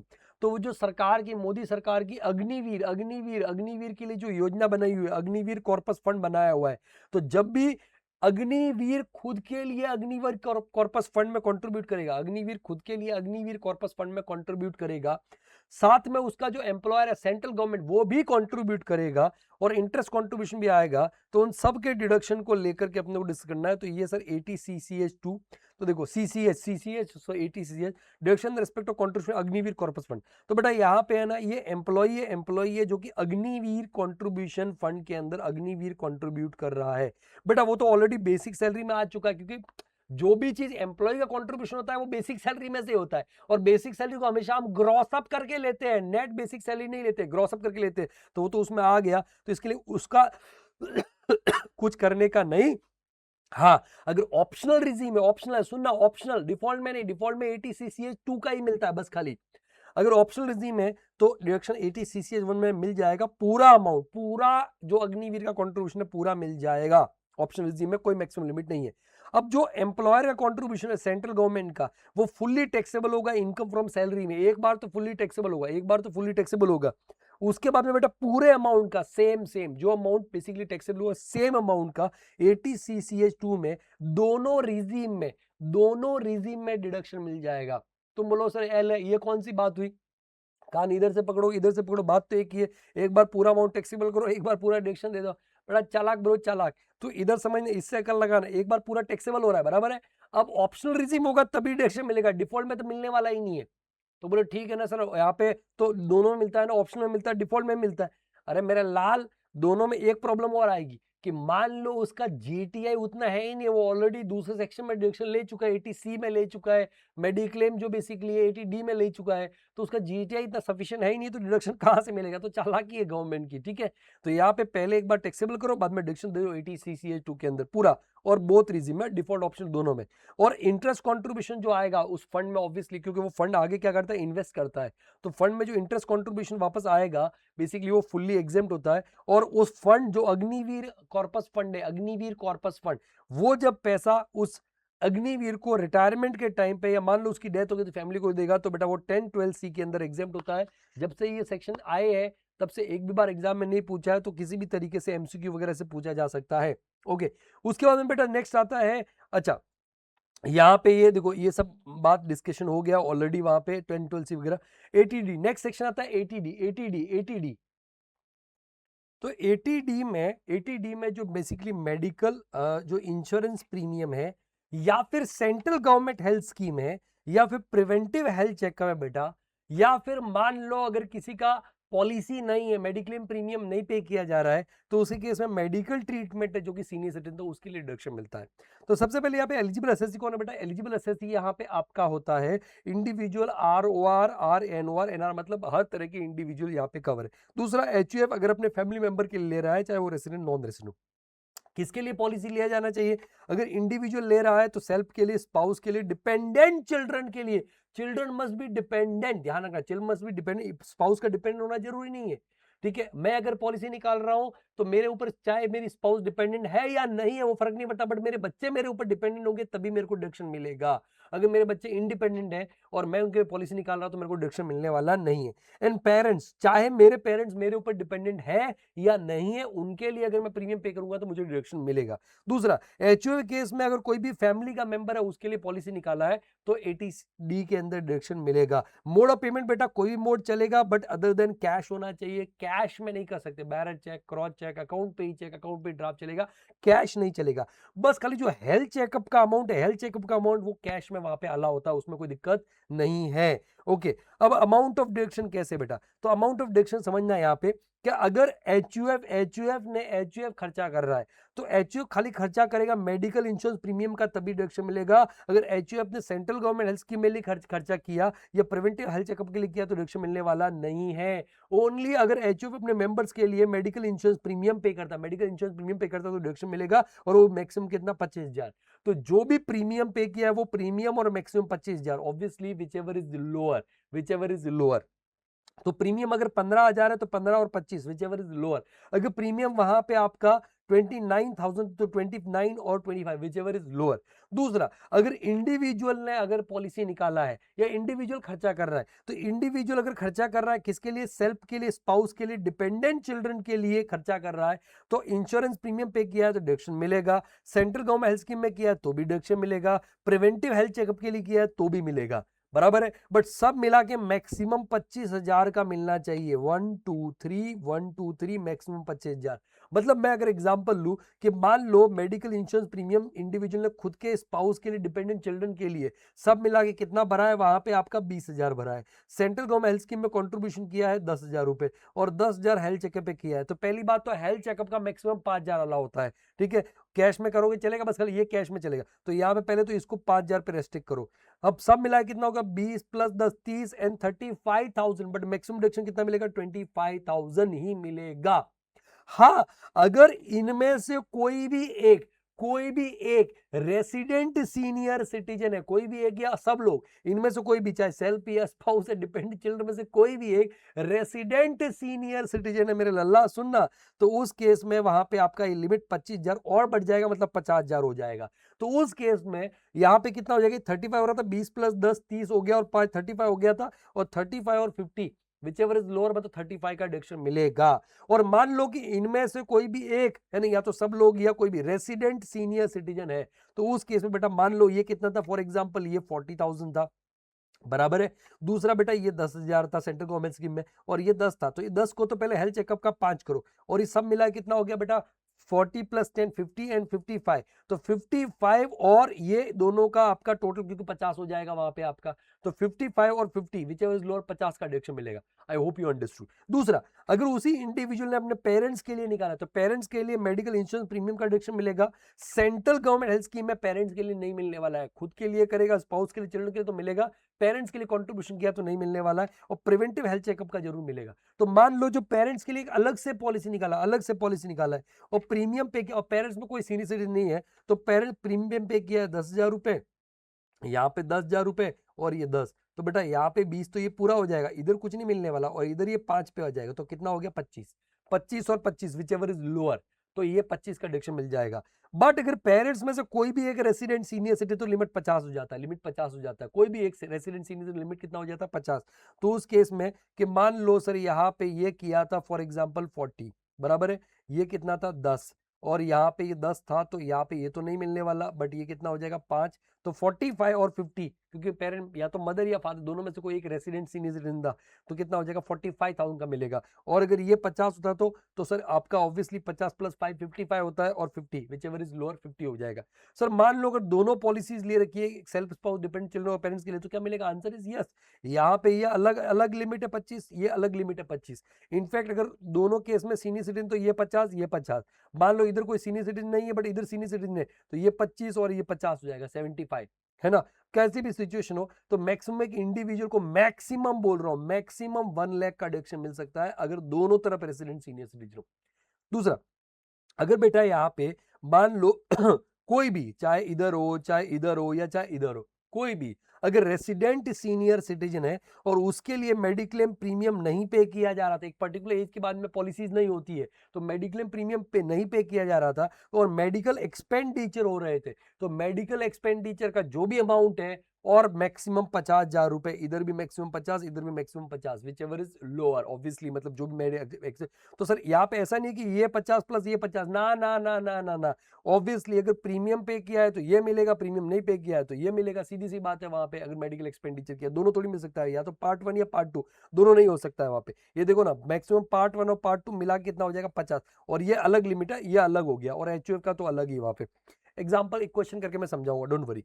अब ये एक सेक्शन है ATD4 है, वो क्या बोलता है कि कई बार क्या होता है कि आप लमसम प्रीमियम पे कर देते हो बहुत सारे सालों का एक साथ में, एक साथ में आप पे कर देते हो, तो आपको जो डिडक्शन है बेटा, डिडक्शन वो मिलेगा जितना पीरियड के लिए आपने वो पॉलिसी लिया है, उतना पीरियड में जितने प्रीवियस ईयर कवर होते हैं, जितने प्रीवियस ईयर कवर होते हैं, है ना। अच्छे से पढ़ो, deduction where the premium for health insurance is paid in lump sum for more than 1 year, appropriate fraction of lump sum premium allowable as deduction in the previous year for which the policy in the force। ठीक है। दूसरा, health checkup के लिए maximum, मैंने जैसा कि बताया आपको 5,000 का डिडक्शन मिलता है ना, वो मैक्सिमम 5,000 का 80D का लिमिट है। मतलब से 80D का मतलब इधर 5, इधर 5, ऐसा ऐसा ऐसा, इधर तो मिलता ही नहीं है। नहीं बेटा, अगर एक इंडिविजुअल है तो उस इंडिविजुअल के लिए मैक्सिमम 5, अभी इधर 5 ले लिया तो फिर ये 5 नहीं ले सकता। समझा क्या? अगर मान लो इधर 3 लिया है तो इधर 2 ही ले सकता है। क्लियर है, क्लियर है, क्लियर है। इधर 4 लिया है तो इधर 1 ही ले सकता है। I hope you understood. तो 80D का मैक्सिमम 5,000 है। अब देखो, एक तो पहले इसका एग्जांपल समझते हैं। तो देखो यहाँ पे एक मैंने एग्जांपल लिया है कि 17 जनवरी 2026 को एक मेडिक्लेम पॉलिसी लिया था, 5 साल के लिए लमसम प्रीमियम पे किया था 1 लाख रुपए, डिडक्शन अलाउड था 80D में, प्रीवियस ईयर 25-26 में निकालना, असेसमेंट 26-27 के लिए। तो पहले तो आपको 5 साल का पॉलिसी पे आप क्या करोगे कि जो प्रीमियम है 1 लाख डिवाइड बाय 5 कर दो, गलत हो जाएगा। पहले तो आप इस 5 साल में कितने प्रीवियस ईयर कवर हो रहे हैं वो करो। तो 17 जनवरी 2026 से लेके 5 साल काउंट करोगे तो 16 जनवरी 2031 तक होता है 5 साल। अब ये पीरियड में कितने प्रीवियस ईयर आते हैं? 25-26 आता है, ये देखो 25-26 आता है, 26-27, 27-28, 28-29, 30, 30-31, 30-31। तो टोटल 6 प्रीवियस ईयर कवर होते हैं, 6 प्रीवियस ईयर, 6 प्रीवियस ईयर। अब 1 लाख डिवाइड बाय 6 करना आपको, तो आपका जो 25-26 में डिडक्शन मिलेगा प्रीवियस ईयर में 16,667। ठीक है, ये हो जाएगा डिडक्शन। छोटा सा पॉइंट है लेकिन ये बहुत बड़ा घाव करने वाला पॉइंट है, ये मैं आपको बोल देता हूँ। ओके, अब सर यहाँ पे एक छोटा सा क्वेश्चन है, वो डिस्कस कर लेते हैं क्वेश्चन, फिर हम लोग वहां पे आगे बढ़ते हैं अगले सेक्शन की तरफ। ओके सर, यहाँ पे देखो यही वाला क्वेश्चन है, question number 4। Mister A, age 40 years, paid medical insurance premium 20,000 rupees का during the previous 25-26 to insure his health as well as the health of his spouse. ठीक है, अब खुद का एज 40 है तो बीवी का तो उससे कम ही होगा, तो इनके लिए लिमिट हो गया 25,000 ही। अच्छा, क्या क्या? Medical insurance premium, central government health scheme, as well as health checkup, maximum 5,000 का, बराबर है। हेल्थ चेकअप का कैश में पे कर सकते हो, बाकी अदर देन कैश होना चाहिए। आगे, he also paid medical insurance premium 47,000 during the year to insure the health of his father. ठीक है, और फादर का एज 63 ईयर्स है, बट वो डिपेंडेंट नहीं है, कोई फर्क नहीं पड़ता, पेरेंट्स का डिपेंडेंसी इंपॉर्टेंट नहीं है। ठीक है, ओके, बट वो रेसिडेंट होने चाहिए, तो कुछ नहीं लिखा है तो इसका मतलब वो रेसिडेंट है, ऑब्वियसली सीधी सी बात है, 63 ईयर्स के रेसिडेंट है, तो इनकी लिमिट हो गया 50,000, बट खाली क्या चीज का? Insurance premium and health checkup का मैक्सिमम 5,000 का, बराबर है। Sir, central government health scheme में कंट्रीब्यूशन का डिडक्शन मिलने वाला नहीं है फादर के लिए। आगे, ठीक है, ही कॉन्ट्रीब्यूटेड, मतलब ये एक ही बात चल रही है, 3,600 for to central government health scheme during the year. आप बोलोगे इसका तो नहीं मिलेगा, अरे ये खुद के लिए पे किया है, पेरेंट्स के लिए नहीं पे किया, खुद के लिए पे किया। यहाँ पे खत्म हो गया था पेरेंट्स के लिए। He has incurred 3,000 in cash on preventive health checkup for himself and spouse. ठीक है, चलेगा, कोई दिक्कत नहीं है। 4,000 by cheque on preventive health checkup of his father. बेटा यहाँ पे ये 3 और 4 टोटल 7,000 का है, बट यहाँ पे 5,000 का डिडक्शन मिलेगा, मैक्सिमम 5 का मिलेगा। तो आपको स्मार्टली वहां पे गेम प्ले करना पड़ेगा। आपको 80D में डिडक्शन निकालना है, रिजीम ऑप्शनल है, डिफॉल्ट होता तो बिल्कुल नहीं मिलता वहां पे। तो यहाँ पे देखो, यहाँ पे आपका एक छोटा सा ये रहा क्वेश्चन, यहाँ पे मेडिक्लेम प्रीमियम 20,000 पे किया था, सेंट्रल गवर्नमेंट स्कीम में 3,600 पे किया था, और हेल्थ चेकअप के लिए, हेल्थ चेकअप के लिए देखो ये पूरा ले लो, ये पूरा ले लो, बचा हुआ हेल्थ चेकअप के लिए वहां पे आपका 3,000 इसने खर्चा किया था, बट बचा हुआ यहाँ पे आपको 1,400 ही लेना है। इधर मैक्सिमम 25 है, तो इनको वहां पे आपको बैलेंसिंग फिगर में लेना है। क्यों? क्योंकि इधर 3 पूरा ले लिया फॉर एग्जाम्पल, ठीक है, तो इन दैट केस फिर वहां पे 2,000 का ही मिलेगा फादर के लिए। तो सर यहाँ पे 1,400 ले लिया, क्योंकि सर वैसे भी कोटा तो पूरा हो रहा है, तो इसलिए सर इसको क्या करो, ये पूरा लो, ये भी पूरा लो, और इसमें से खाली बचा हुआ जो होता है 1,400 रुपए ले लो, ये 25 पूरा हो गया, बात खत्म। अब फादर के लिए 47,000 था, हेल्थ चेकअप के लिए 4,000 था, बट क्योंकि अब 4,000 पूरा थोड़ी मिलेगा, क्योंकि 1,400 तो यहाँ पे यूटिलाइज हो चुका है, तो सब बैलेंस है ना 4,000 में से, सॉरी 5,000 में से 1,400 गया, तो 3,600 ही यहाँ पे मिलेगा, और इसका भी टोटल 50,600 होता, तो मैक्सिमम 50,000, क्योंकि सीनियर सिटीजन है वहां पे, राइट, रेसिडेंट, तो 50,000 हो गया 75। तो थोड़ा इस तरीके से प्लान करना पड़ेगा। ओके ओके, मान लो इसके फादर का वहां पे मेडिक्लेम प्रीमियम नहीं पे किया होता, इसके फादर का वहां पे मेडिक्लेम प्रीमियम नहीं पे किया रहा था, और ये खर्चा ना 47,000 मेडिकल एक्सपेंडिचर पे हो रहा था, तो भी सर सेम ऐसे ही होता, सेम ऐसे ही होता, कोई चेंज नहीं होता, बस खाली इसकी जगह मेडिक्लेम प्रीमियम की जगह मेडिकल एक्सपेंडिचर आ जाता, rest everything is same. Clear और नॉट? अगर क्लियर हो गया तो लिखना सर, सर समझ में आ गया, कमेंट कर कमेंट कर कमेंट कर, और अभी तक लाइक कर नहीं किया तो वीडियो को जल्दी से लाइक कर दे बेटा। चलो आगे बढ़ते बेटा, नेक्स्ट आता है एटीडीडी। देख देख तेरा रिलेटिव हैंडीकैप है, डीडी डीडी डीडी, देख देख देख देख तेरा रिलेटिव हैंडीकैप है, तेरा रिलेटिव हैंडीकैप है, रिलेटिव हैंडीकैप है, देख देख तेरा रिलेटिव हैंडीकैप है ना। Deduction respect of medical treatment in maintenance of handicap dependent relative. तो यहाँ पे एलिजिबल एसएसजी कौन है sir? Resident individual, resident HUF. और इस रेसिडेंट इंडिविजुअल या रेसिडेंट एचयूएफ का दिल में है बसता स्पाउस, बहन राखी बांधती है, भाई लेफ्ट हैंड होता है, पेरेंट्स सर के ताज होते हैं, बच्चे पाँव की धूल होते हैं, किसी किसी के माँ बाप की भूल होते हैं, तुम जानो तुम्हारा काम जाने, ये होते हैं रिलेटिव। और अगर ये इस इंडिविजुअल के ऊपर, रेसिडेंट इंडिविजुअल के ऊपर डिपेंडेंट है, या एचयूएफ के मेंबर उसके ऊपर डिपेंडेंट है, और वो हैंडीकैप है सर, क्या है क्या है क्या है क्या है क्या है क्या है? हैंडीकैप है, हैंडीकैप है, ये देखो रिलेटिव हो गया यहाँ पे। और अगर वो हैंडीकैप है, autism, cerebral palsy, multiple disabilities जैसे कि ब्लाइंडनेस हो गया, है ना, फिजिकल हैंडीकैप हो गया, ये सारे के सारे वहां पे हैं, तो उस केस में एटीडीडी में डिडक्शन मिलेगा। देख देख तेरा रिलेटिव हैंडीकैप है, एटीडीडी में डिडक्शन मिलेगा। डिडक्शन कितना है सर? फ्लैट मिलता है 75,000। अगर डिसेबिलिटी वहां पे 40% से ज्यादा है बट लेस देन 80% है, और 1,25,000 का सीवियर डिसेबिलिटी 80% से ज्यादा है, तो फ्लैट डिडक्शन मिलेगा। ये देखो यहाँ पे लिखा हुआ है कि अगर person with disability means disable कितना 40% से ज्यादा, और सीवियर डिसेबिलिटी कब? जब 80% से ज्यादा है। तो 0 से लेके 40% तक अगर डिसेबिलिटी है तो कोई डिडक्शन नहीं। 40% से ज्यादा है बट कितना है? अप टू 80% है, तो फ्लैट 75,000। और अगर 80% से ज्यादा डिसेबिलिटी है तो फ्लैट 1,25,000 का वहां पे डिडक्शन मिल जाएगा। बराबर है। उसके लिए सर अगर वहां पे कोई पॉलिसी में पैसा जमा करवा रहे हो हैंडीकैप के लिए, और बाद में जब बेसिकली वहां पे आपका मैच्योरिटी अमाउंट आता है, क्या आता है? Maturity amount. और मान लो वो पैसा किसको मिल रहा है? डिसेबल पर्सन का, बेसिकली वहां पे आपका जिसके ऊपर वो डिपेंडेंट था उसका डेथ के बाद में पैसा डिसेबल पर्सन को मिल रहा है, तो उसके बाद में फुल्ली एग्जेम्प्ट हो जाएगा। अगर डिसेबल का एज 60 ईयर्स हो गया और पॉलिसी डिसकंटिन्यू होगा तो भी एग्जेम्प्ट हो जाएगा फुल्ली। लेकिन मान लो डिसेबल का डेथ हो गया, पैसा किसी और को मिल रहा है, तो टैक्सेबल हो जाएगा इनकम फ्रॉम अदर सोर्सेज में। सर डिसेबिलिटी का परसेंटेज कितना है? तो वो सर वहां पे आपका जो मेडिकल अथॉरिटीज होती है, चीफ मेडिकल ऑफिसर होता है, जो गवर्नमेंट हॉस्पिटल होते हैं, उनसे सर्टिफिकेट लेना पड़ता है, वो लिख करके देते कितना परसेंटेज होता है। ठीक है। उसके बाद में सर एक सेम एटीडीडी के जैसे एक एटीयू, यू हैंडीकैप है, you you you you handicap है। अरे बेटा अगर कोई हो आसपास तो ऐसे गुस्सा मत करना, चिढ़ना मत, बस सिर्फ याद करवाने के लिए। यू हैंडीकैप है मतलब असेसी खुद हैंडीकैप है, यू हैंडीकैप है, यू। उसमें क्या था? देख देख तेरा रिलेटिव हैंडीकैप है, यहाँ पे यू हैंडीकैप है, तो रेसिडेंट इंडिविजुअल खुद अगर हैंडीकैप है तो उसको 80 में डिडक्शन मिलेगा ऑब्वियसली। सेम 75,000 अगर वहां पे 40% से ज्यादा है बट अप टू 80%, और 80% ज्यादा है तो 1,25,000। रेस्ट एवरीथिंग इज सेम बेटा, सेम मतलब सेम। फिर आता है एटीडीडीबी, डेडली डिजीज वाली बीमारी, डेडली डिजीज वाली बीमारी, डेडली डिजीज वाली बीमारी। डेडली डिजीज वाली बीमारी कौन कौन सी होती है? कुछ स्पेसिफाइड डिजीज होती है, जैसे कैंसर हो गया, एचआईवी हो गया, है ना, क्रॉनिक रीनल फेलियर हो गया। ये चाहो तो वहां पे लिख देना, cancer, HIV, chronic renal failure, ये सारे के सारे डेडली डिजीज वाली बीमारी। तो deduction respect of medical treatment of specified disease, specified disease, बराबर है।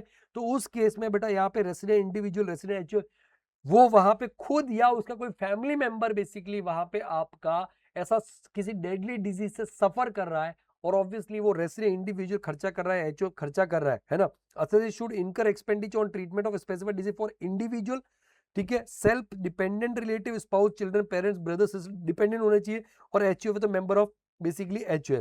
तो उस केस में डिडक्शन मिलेगा, कितना डिडक्शन मिलेगा? तो जो भी एक्चुअल एक्सपेंसेस किए वो, और 40,000 विच एवर इज लोअर, जो भी खर्चा किया एक्चुअल 30,000 खर्चा किया तो 30 और 40 विच एवर इज लोअर 30, 60,000 खर्चा किया तो 60 और 40 which ever is lower 40।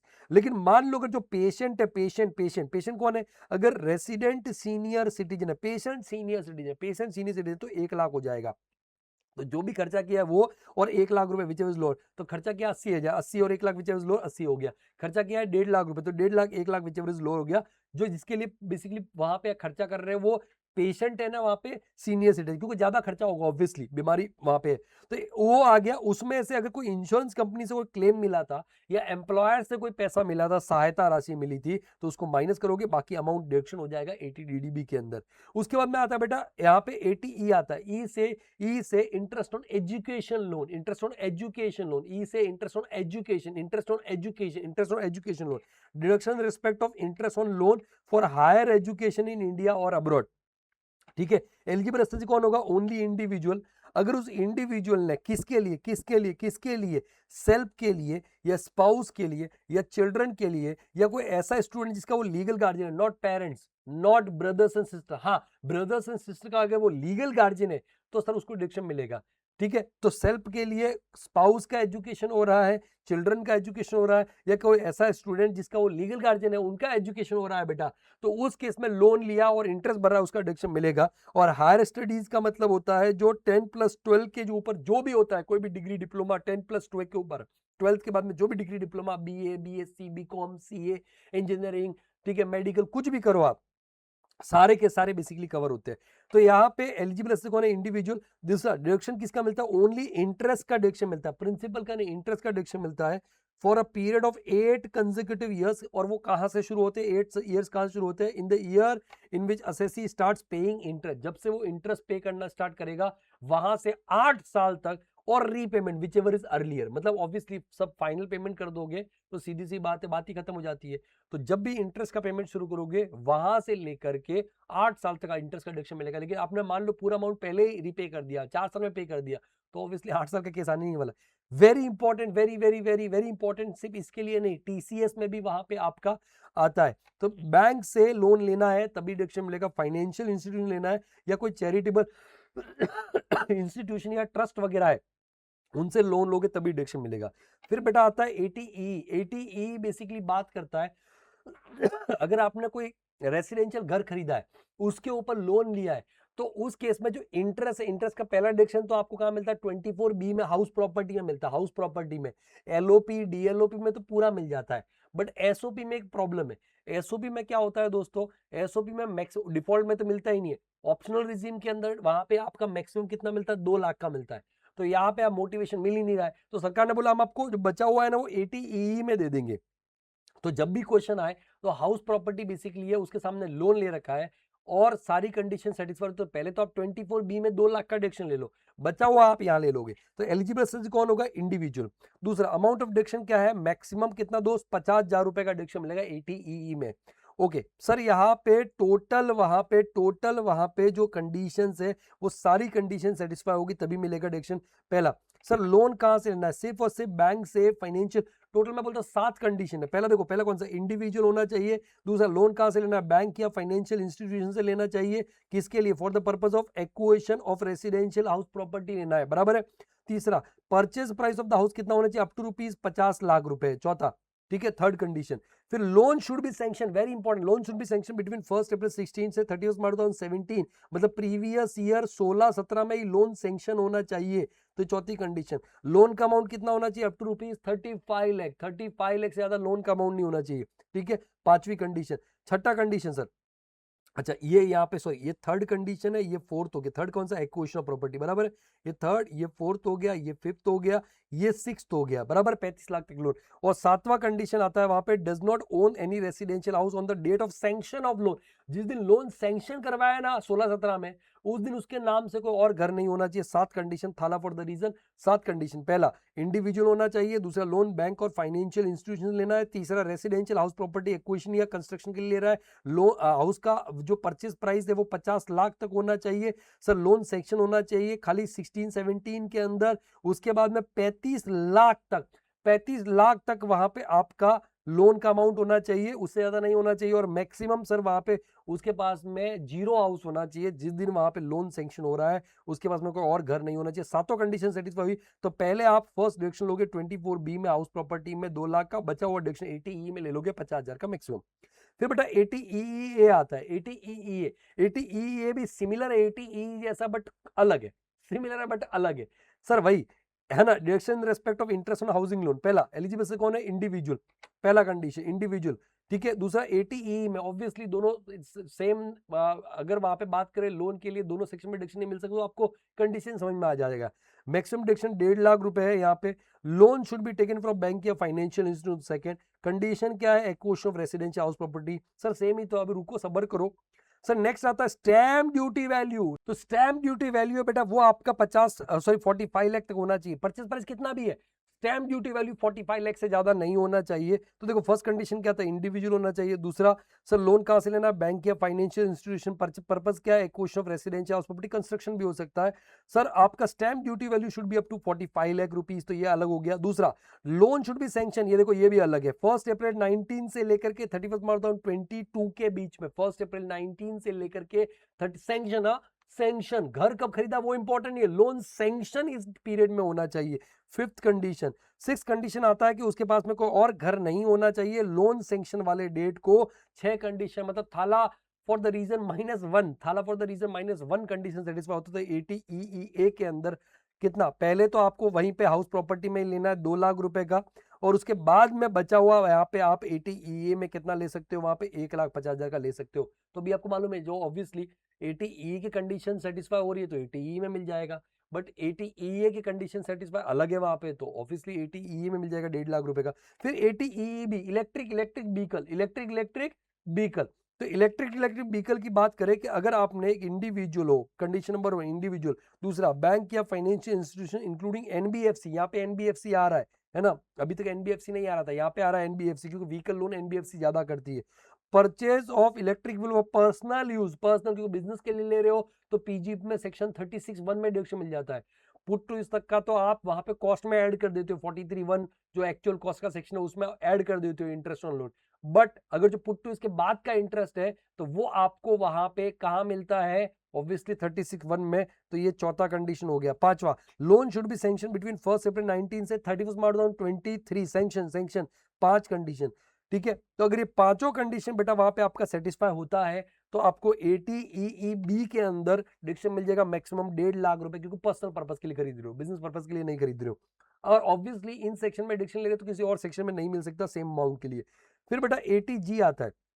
ATG बात करता है डोनेशन टू सर्टेन फंड्स या चैरिटेबल इंस्टीट्यूशन। तो एलिजिबल सब्सिडी कौन है बेटा, ऑल असेसी, केक कटेगा तो सब में बटेगा, ठीक है। यहाँ पे बेटा 4 कैटेगरीज है टोटल। पहली कैटेगरी है 100% अनलिमिटेड, मतलब जितना आपने डोनेशन दिया है पूरा का पूरा आपको डिडक्शन मिल जाएगा, जितना डोनेशन दिया पूरा डिडक्शन मिल जाएगा 100%। अब इसमें है ना national defence fund, prime minister national relief fund, PM Armenia earthquake fund, CM relief fund, जिला साक्षरता समिति, national sports fund, national children fund, national cultural fund, स्वच्छ भारत कोष, क्लीन गंगा मिशन, ठीक है, the national fund for control of drug abuse, fund for army and PM cares fund. मैं कैसे याद करवाता हूं, सुनो सीधी सी बात है कि ऑल नेशनल ऑल पीएम, खाली एक पीएम को छोड़ करके, ड्रॉट रिलीफ फंड को छोड़ करके, all national all PM all CM all international, है ना, all national all PM all CM, एक पीएम को छोड़ के all CM all international all arm forces के जितने बेसिकली है,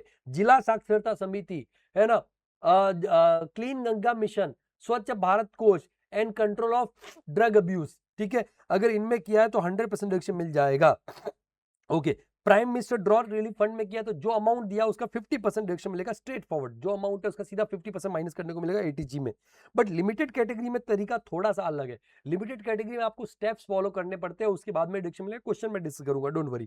तो यहाँ पे देखो दो लिमिटेड कैटेगरी में, एक तो 100% लिमिटेड में और दूसरा आपका 50% लिमिटेड है। तो उसमें क्या होता है, देखो उसमें पहले स्टेप्स बात करते हैं। तो खाली लिमिटेड कैटेगरी में पहले आप क्या करो, स्टेप 1 के अंदर जितना भी लिमिटेड कैटेगरी का डोनेशन उसका टोटल कर दो दोस्त, उसका टोटल कर दो, चाहे वो 100% वाला हो 50% वाला, उसका टोटल कर दो एज इट इज, परसेंटेज मत निकालो, जो अमाउंट है एज इट इज उसका टोटल करो। ये टोटल डोनेशन हो गया आपका, ये हो गया step number 1।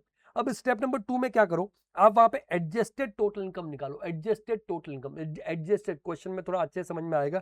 Adjust total income ऐसे निकालते हो, जो जीटीआई होता है ना ग्रॉस टोटल इनकम, उसमें से सारे जो स्पेशल रेट वाली इनकम है उसको साइड कर दो, क्योंकि उनके सामने तो डिडक्शन नहीं मिल रहा है, तो उनको ऐड करके क्यों डिडक्शन बढ़ाना है अननेसेसरी। तो सारे जो स्पेशल रेट वाली इनकम से उनको अलग कर दिया, और उसमें से एटीसी टू एटीयू के सारे डिडक्शन दे दो, एटीजी को छोड़ के बाकी सारे माइनस कर दो, तो एडजस्ट टोटल इनकम आ गया।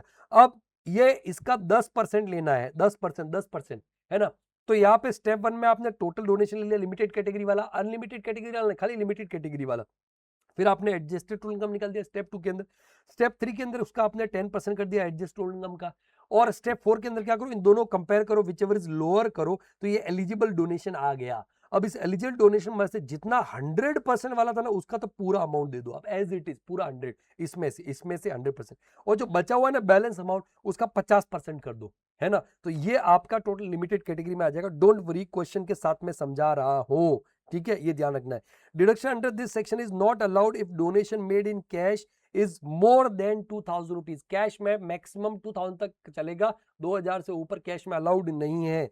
और सर वहां पे आप अगर डोनेशन इन काइंड कर रहे हो, कंप्यूटर दे दिया, कुछ सामान दे दिया, तो डिडक्शन मिलने वाला नहीं है।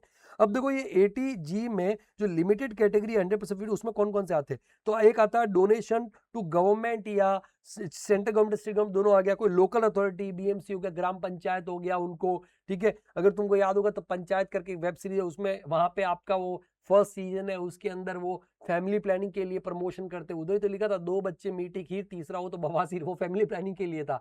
तो बेटा उसमें सब करवाना, कलर करवाना, पेंटिंग करवाना, वो कैंपेन चला रहे हो, जीप लेकर के आ रहा है ना, हम एक्सपीरियंस से पी रखा होता है पूरा टोन होकर के। So the point is basically इन सब में खर्चा लगता है, तो उसके लिए ऑब्वियसली उनको भी पैसा चाहिए होता है, ग्राम पंचायत को, बीएमसी को, सेंट्रल गवर्नमेंट को, स्टेट गवर्नमेंट। तो उसके लिए आपने डोनेशन दिया है ना, क्योंकि आप अपनी तो प्लानिंग नहीं कर पाए, ठीक है। तो उस केस में बेसिकली वहां पे आप गवर्नमेंट या लोकल अथॉरिटी को दे रहे हो, या किसी अप्रूव्ड इंस्टीट्यूशन को भी दे रहे हो, ठीक है, for promotion of family planning, तो 100% मिलेगा, बट लिमिटेड कैटेगरी में 10% ऑफ एडजस्टेड टोटल इनकम के साथ में उसको वहां पे कंपेयर करते हैं। दूसरा, अगर वहां पे कोई कंपनी, यहाँ पे ध्यान रखना, ये वाला खाली कंपनी को मिलता है, खाली कंपनी को, ये वाला इंडिविजुअल एचयूएफ सबको मिलता है, बट ये वाला सिर्फ कंपनी को मिलता है। तो आपको क्वेश्चन है, ध्यान रखना है कि अगर स्पोर्ट्स एसोसिएशन को, जैसे बीसीसीआई हो गया, इंडियन ओलंपिक एसोसिएशन हो गया, इंडियन बैडमिंटन एसोसिएशन हो गया, इंडियन हॉकी एसोसिएशन फेडरेशन हो गया, उनको दिया है for the infrastructure of basically development of infrastructure of sports, ठीक है, इन इंडिया, तो इन दैट केस बेटा 100% उस कंपनी को डिडक्शन मिलेगा। बट अगर इंडिविजुअल क्वेश्चन है तो बेटा ये आएगा तो इसका डिडक्शन नहीं मिलने वाला है, ध्यान रखना। ओके, फिर 50% में आते हैं donation to housing development authority, जैसे महाड़ा मुंबई में काम करता है सर, हरियाणा में हुडा है, हरियाणा अर्बन डेवलपमेंट अथॉरिटी, ऐसे दिल्ली में डीडीए है, दिल्ली डेवलपमेंट अथॉरिटी हो गया, बराबर है, ऐसे अलग अलग, अहमदाबाद में औड़ा है, अहमदाबाद अर्बन डेवलपमेंट अथॉरिटी हो गया। डोंट आस्क मी लखनऊ का क्या होगा, है ना, सीधी सी बात, उसका लूड़ा होगा, लखनऊ अर्बन डेवलपमेंट अथॉरिटी। तुम जो सोच रहे हो वही नहीं, तुम गंदी गंदी बातें सोचो, एग्जाम के टाइम पे तुमको अच्छी बातें तो आती ही नहीं दिमाग में, सर क्या करें सर, वही गंदी गंदी बातें आती रहती है, फ्रस्ट्रेशन में अकेले है। बेटा अपनी एनर्जी को डाइवर्ट करो, divert divert divert, positive energy, अलग तरीके से पूरा एनर्जी को एक जगह लगाओ बेटा, एक जगह छोड़ो ये सब बाद में सब हो जाता है, बाद में सब हो जाता है। अरे मतलब ऑब्वियसली शादी होगी, सब हम सबका, मेरी तीसरी चौथी जो भी, चलो। तो donation for housing development authority, donation for renovation और repairs of temple, mosque, church. अपने देश में है ना, बेसिकली अपना देश एक सेक्युलर कंट्री है, इंडिया एक कॉन्स्टिट्यूशन में जो है ना, बेसिकली उसमें लिखा हो गया है इंडिया एक सेक्युलर बेसिकली आपका स्टेट है, ठीक है। सो द पॉइंट इज बेसिकली अपने आप किसी भी रिलीजन को बढ़ावा नहीं दिया जाता। तो जितने भी ये रिलीजियस टेम्पल्स हो गए, या फिर मॉस्क हो गए, चर्च हो गए, या फिर और भी बेसिकली वहां पे आपका जितने भी देखोगे, वो सर रिलीजन के नाम से डोनेशन नहीं ले सकते, क्योंकि किसी एक धर्म को बढ़ावा नहीं दी गया। बट यस, वो रिपेयर्स के नाम से ले सकते हैं। तो आप राम मंदिर की वेबसाइट पे भी जाओगे तो वहां पे बाकायदा लिखा हुआ for the repairs and renovation of Ram मंदिर डोनेशन लिया जा रहा है, धारा 80G, है ना, 80G, उसके तहत आपको डिडक्शन मिलेगा, 50% लिखा हुआ है वहां पे। तो अगर repairs of temple, mosque, church etcetera, या डोनेशन किसी भी पब्लिक चैरिटेबल ट्रस्ट है, या promotion of minority communities India, जैसे हज कमेटी अपने देश के अंदर, उस हज कमेटी को अगर डोनेशन कोई देता है, तो इन दैट केस बेसिकली वहां पे आपका 50% लिमिटेड कैटेगरी में, और वो कैसे करना है वो मैंने आपको बता ही दिया। तो बेटा एक क्वेश्चन है, क्वेश्चन को देखते हैं तो अच्छे से समझ में आएगा। कहा गया एक शिवा वाला क्वेश्चन आएगा, क्वेश्चन नंबर शिवा 12, ये 9 है, ये रहा। Shiva age 58 years, gross total income 7,75,000, comprising of income from salary and house property. ये बताना चाहता कोई स्पेशल रेट वाला इनकम नहीं है, ठीक है।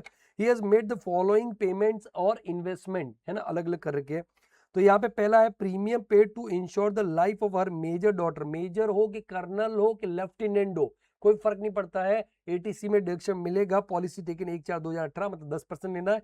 सम एश्योर्ड वैल्यू है 1,80,000, तो 1,80,000 का 10% 18,000 और प्रीमियम पे किया 20,000, तो 18 और 20 which ever is lower, 18,000 eighty C में डिडक्शन हो गया। भाई एटीसी में इतना ही नहीं और भी है, ये देखो डिपॉजिट में पीपीएफ, तो ये 1,00,000 ये भी हो जाएगा, तो टोटल एटीसी में हो गया 1,18,000।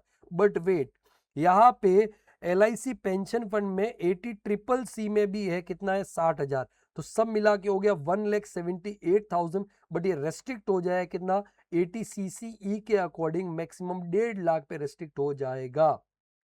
ओके, ये हो गया 80C एंड 80CCC। उसके बाद medical insurance premium paid for self, खुद की एज 58 साल है, ऑब्वियसली बीवी कम होगी, नहीं लिखा है तो इसका मतलब, तो 12,000 और 14 कितना हो गया 26, बट मैक्सिमम कितना 25,000 विच एवर इज लोअर, तो 80D में हो गया वहां पे 25,000। 80C 80CCC का 150 और 80D का हो गया 25,000। अब देखो आगे, donation to public charitable institution, sir ये 50% कैटेगरी में है, लिमिटेड वाली कैटेगरी में बाय चेक, बहुत बढ़िया।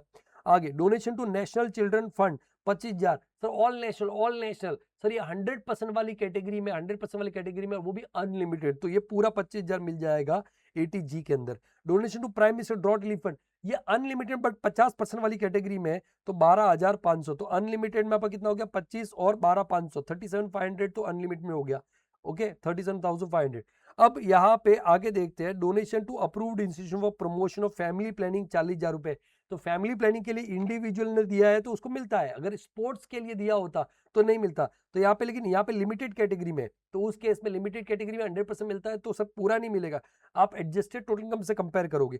दूसरा एक और था बेटा, पब्लिक चैरिटेबल ट्रस्ट को 50% लिमिटेड कैटेगरी में आएगा, तो देखो स्टेप नंबर 1 में क्या करोगे, ये 50 और ये 40, टोटल कितना होता है 90, ये स्टेप 1 में 90 हो गया। अब आप एडजस्टेड टोटल इनकम निकालो, एडजस्टेड टोटल इनकम कैसे निकालोगे, तो बेटा आपका GTI है 7,75,000, बराबर है, ये हो गया। उसमें से 80C का माइनस करो, 80C का माइनस करो, कोई भी स्पेशल रेट वाला तो नहीं है, तो ये हो गया 150, और 80D का 80C एंड 80CCC, हाँ 80CCC, 80D का 25,000 माइनस करो। अब 80G और है उसके अलावा, बट उसका माइनस नहीं करना सर, वो अनलिमिटेड वाला कर देना ही नहीं, पूरा 80G को छोड़ दो एक बार के लिए। तो सर ये हो गया आपका 6 लाख रुपए का एडजस्टेड टोटल इनकम 80I, और इसका होता है दोस्त 10%, और टोटल आपका लिमिटेड कैटेगरी में कितना 50 और 40 90,000 था, तो 60,000 और 90,000 विच एवर इज लोअर, कितना हो गया दोस्त 60,000 आपका टोटल एलिजिबल हो गया फॉर लिमिटेड कैटेगरी।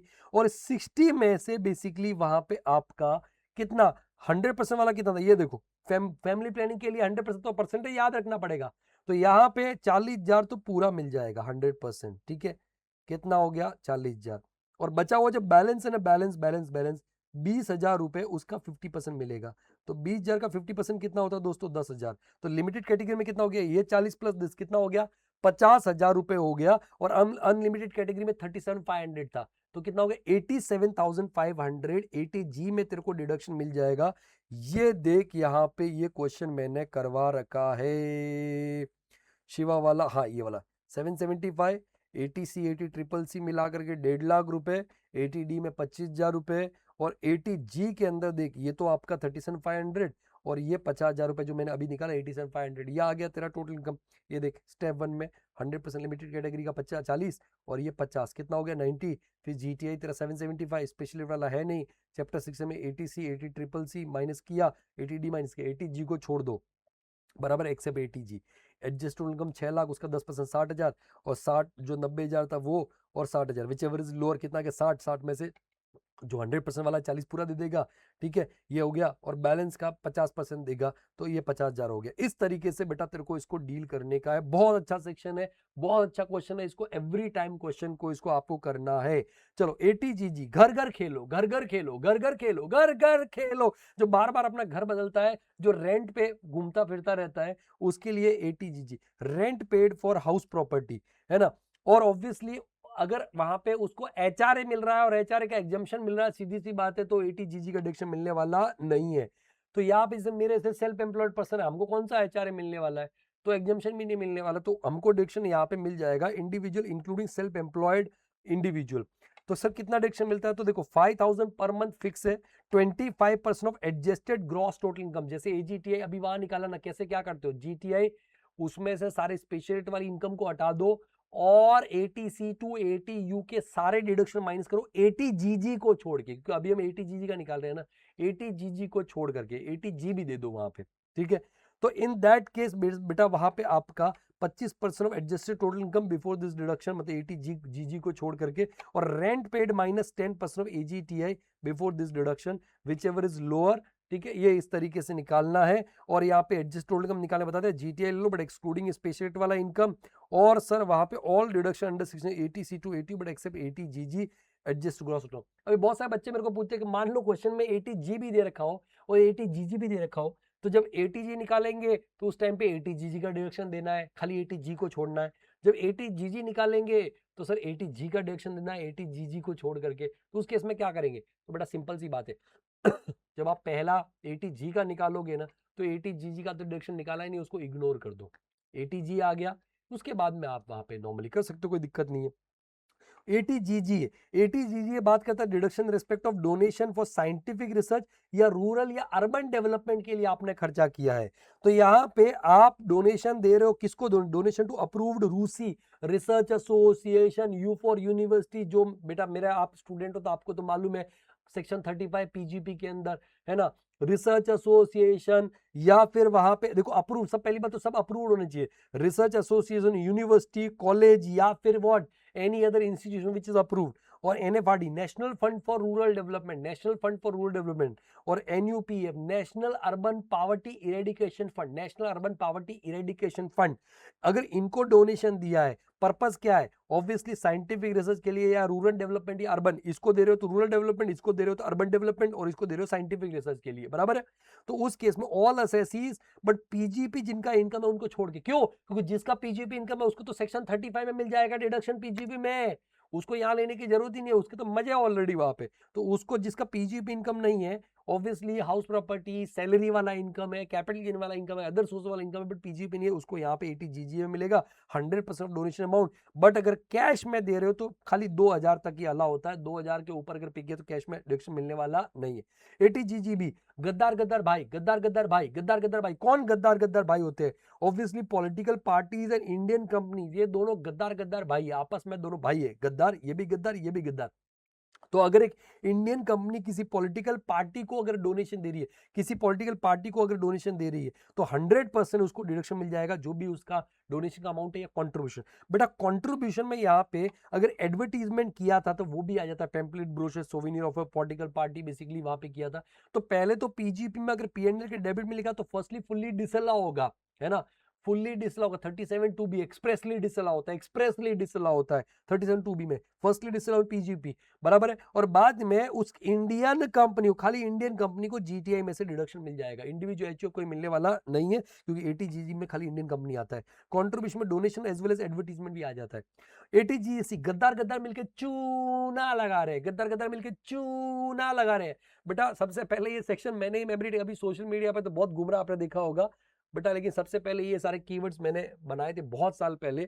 तो अगर आपको याद रह रहे सारे सेक्शन, क्योंकि सेक्शंस याद रखने पड़ते हैं मेरे लाल, याद रखने पड़ते हैं। आई होप याद हो गए होंगे। अगर याद हो गया है बेटा जरूर कमेंट करना, प्लीज कमेंट करना, हौसला मिलेगा मुझे और मोटिवेशन मिलेगा, है ना। ऑब्वियसली एप्रिसिएशन, मोटिवेशन सीधी सी बात है।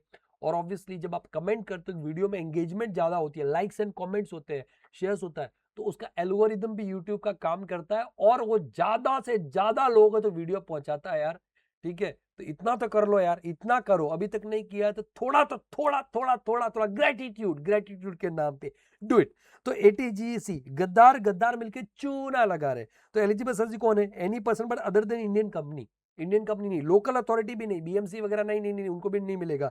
और AJP आर्टिफिशियल जुरिडिक्शनल पर्सन, जो ट्रस्ट वगैरह जो होते हैं उनको भी नहीं मिलेगा, ठीक है। तो इनको छोड़ के बाकी सब इंडिविजुअल HUF, AOP, BUI को मिल जाएगा 100% डोनेशन अमाउंट। बट यहाँ पे एडवर्टीजमेंट अगर किया है तो वो तो डिसअलाउ PGP में हो गया होगा सर। यहाँ पे 80GC में बाकी लोगों को डिडक्शन नहीं मिलता है।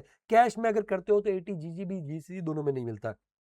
80JJA एम्प्लॉय जाजा एम्प्लॉय आ, एम्प्लॉय जाजा एम्प्लॉय आ, एम्प्लॉय जाजा एम्प्लॉय आ, है ना। Deduction in respect of employment of new employees, new employed, और ये दोनों रिजिम में अलाउ होता है, default as well as optional दोनों में अलाउ होता है। तो सबसे पहले एलिजिबल एसएससी कौन है? एनी एसएससी जो कि बिजनेस में एंगेज है। पीजीपी इनकम जरूर होना चाहिए बट प्रोफेशन में नहीं, बिजनेस में एंगेज है, और उसको वहां पे टैक्स ऑडिट करवाना कंपलसरी है। तो टैक्स ऑडिट जिसको करवाना है वही मतलब बेसिकली ले सकता है। दूसरा, सर बिजनेस नया होना चाहिए, स्प्लिटअप करके रिकंस्ट्रक्शन करके नया नहीं बनाया तो नहीं चलेगा। अमाउंट ऑफ डिडक्शन कितना बेटा? जो भी एडिशनल एम्प्लॉय कॉस्ट है उसका कितना परसेंट? 30%। क्वेश्चन करवाऊंगा, don't worry. Additional employ cost कितना percent? 30%। Deduction allowed for 3 consecutive years, मतलब जो इस साल जो नए एम्प्लॉइज लगाए हैं उनके लिए आपको 3 साल तक डिडक्शन मिलेगा। इस साल मिलेगा, अगले साल मिलेगा, अगले साल मिलेगा। और अगर आपने अगले साल न्यू एम्प्लॉइज और लेके आए तो उनके लिए अगले साल, अगले साल, अगले साल, ऐसे मतलब चलता रहेगा, है ना।